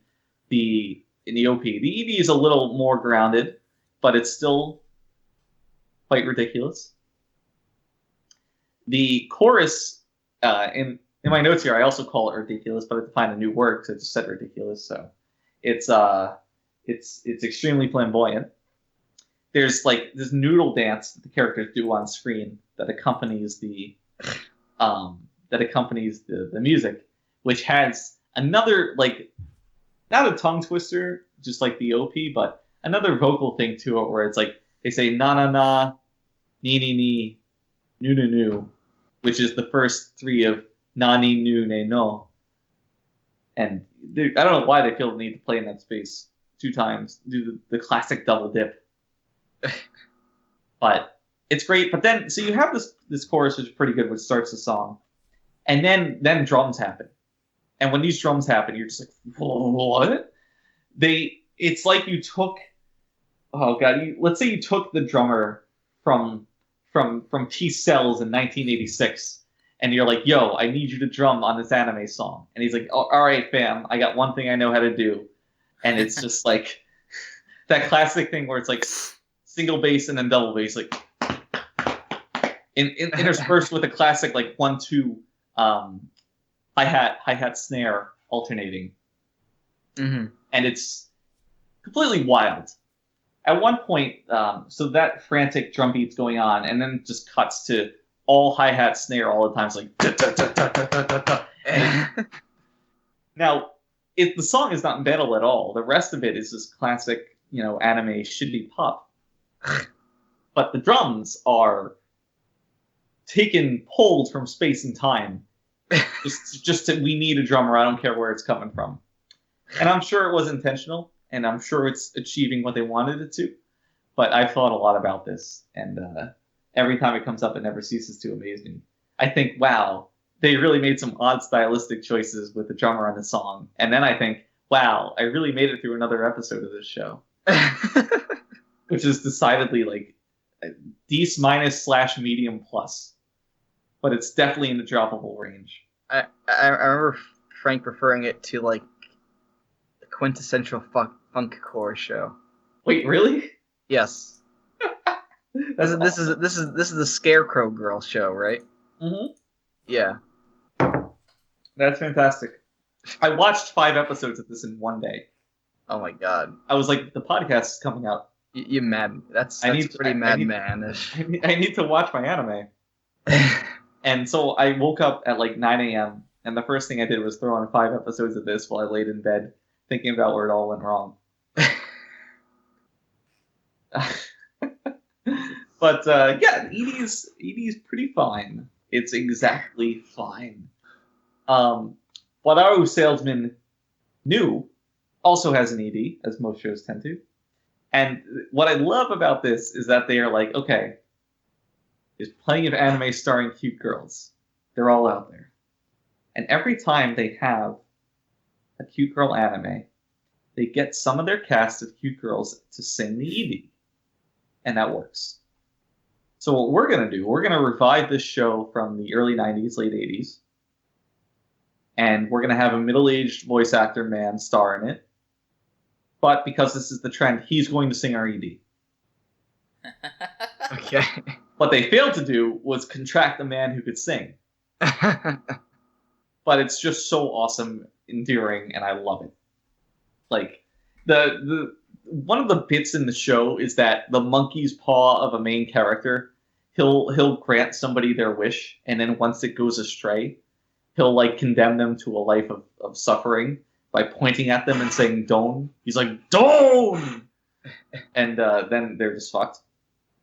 So they worked that into the ED, and it's just like him singing, sometimes on key, sometimes off key, with a chorus of him just saying "Don, Don, Don," and it's like half perfect and half terrible, but obviously it's like all perfect at that point because it's just awesome. And it's not a good piece of music, but I love it. If you kind of catch my drift where I'm coming from here, and I'm not talking irony because it's not an ironic kind of way. It's just it supersedes any kind of negativity and comes all the way back around to where it's just all good. You watch the show, like while that show was really mediocre, half of this ED is really mediocre, and now it's just fantastic. Like that, there's a point in the ED where you know that the entire episode has, like I said, come all the way back around, and at that point it just clicks, and that's when you start loving it. I wish I had taken more rigorous scientific study to give you the time code on when that happens, but I assume it's about 1/4 into the chorus after the first "Don, Don, Don." We're like, yeah, I'm just into this. This is me. And that's when it becomes fantastic. It really, really does it. Sometimes you're like, yeah, we're kind of doing it, and then sometimes you're like, yeah, we're really doing it. And this is the latter.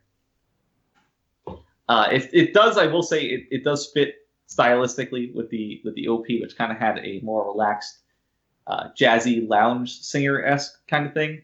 This is a bit slightly calypso, but playing in the same space as that. And I commented earlier with Eromanga-sensei, it's nice when OPs and EDs have the same tone to them. So I will point that out here as well. But it could have been a lot worse.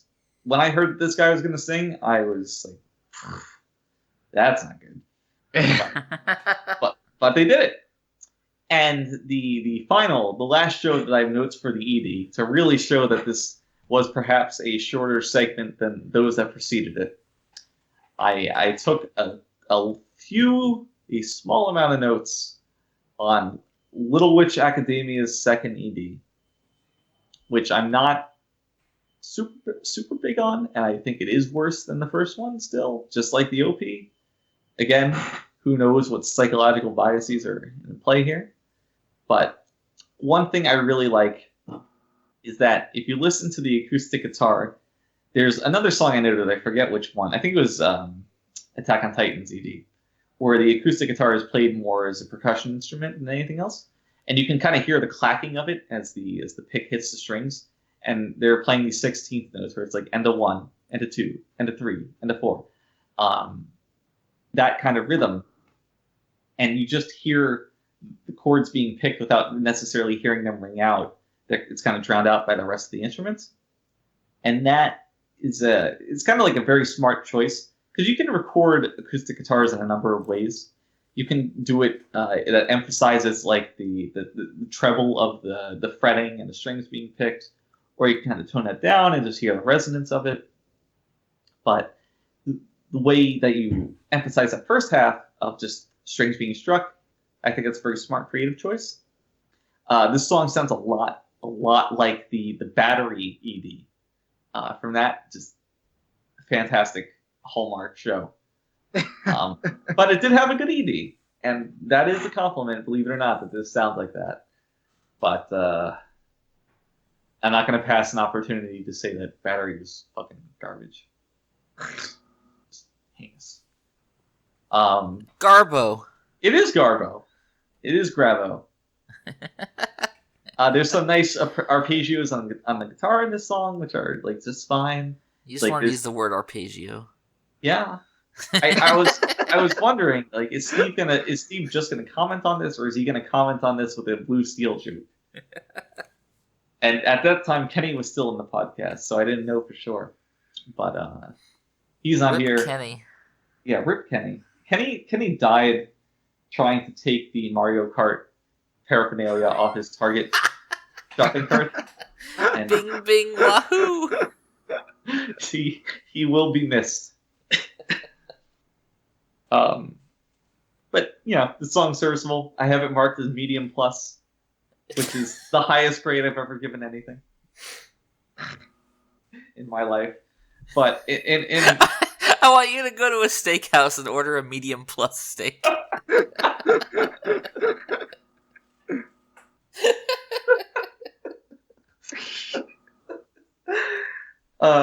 True to my word, I graded and talked about fewer EDs than ever before. I usually have 8 to 10 pages of notes. This is like 5.25. What a terrible anime season. So, do any of you two have EDs that I didn't talk about that you wanted to mention? What about the EDs to Boruto? Have you even heard this? No! All right, hold on. Bear with me. I'm gonna bring it up, and I'm gonna give you a live. Oh no! Commentary. Is Boruto like a 2-core thing? It just started airing this season. It's probably gonna be like 500 episodes. Oh no, this is one of the stupid ones where it's like English cover. All right, here's the full ED. By the Peggies. Hopefully not the Peggy Hills. God. Alright, I made it 4 seconds. This sucks. I'm out. I wish you could have heard that with me. It's just one person going, yeah. For a second, I thought that was pitch shifted, but no. It's just how it is. This is how it be. This is why anime was a mistake. So I hope you'll join us for our next anime podcast at the end of the season. We'll definitely talk about Boruto there too. Wait, I forgot to give my top 5 EDs, which I struggled to find 5 that I liked. Here are 5 EDs. Yeah, they're take the top 2 and then pay attention to those. The others are So number 5, we got Eromanga-sensei. Number 4, Alice to Zouroku. 3, Hinako Note. 2, Seikaisuru Kado, which I think... No. It actually did not even make... I was like, this is the only one to make both lists. It did not make the first list. I just suck. And then number 1 is Attack on Titan. The only thing... There are 2 things that made both lists, which is Hinako Note and Eromanga-sensei. So I guess if you want good music, check there. Baby. Check it out. No show has a really good ED. What's that? Panty and Stocking. Everybody watch Panty and Stocking. That show's great. What about Garter Belt? I mean, yeah, with Garter Belt. With or without Garter Belt? With or without Garter Belt. Did you know that Fish has 2 versions of the song The Curtain? They have The Curtain and The Curtain With. Much like one might order a cheesesteak with or without to signify onions, the curtain and the curtain with signify whether or not there's the presence of a 5-minute instrumental closing song that is appended onto the curtain at the band's discretion. Oh my god. One might call it the ED to the curtain. Oh my god. And with that, I've brought it full circle. You have. Good job. Ooh, Good job, everyone. All 3 of us. We did it. They said it couldn't be done. They said, no way are you guys going to make a podcast without Kenny. He's integral. That's true. We did a 3-person podcast once, and I feel like this one went a lot better than that one. Because back then it was just me, you, and Kenny. Oh. So it was basically just me and you. Yeah, I mean, subbing Matt in for Kenny is like perfect. Because Matt would talk to us. But we've asserted who the core members of the podcast are. Now Colin can eat his fucking heart out. Ooh. Colin, you better listen to this and also watch anime so you'll be on the podcast.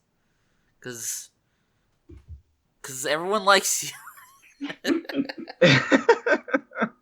Yeah, in the actual Luckycast cast member rankings that we ran that Colin didn't have access to, he was actually number 1. And everyone's going to be disappointed if you're not there. Not that he'll hear this. I'll make a quote this so he hears it. We don't quote the part where he told you to quote it. Yeah, don't quote that. Don't quote this either, or that, or this, or that. You can quote this, though. Podcast over. Quote it. Say goodbye, everybody. Say goodbye, everybody. Goodbye. Goodbye, everybody. Quote this.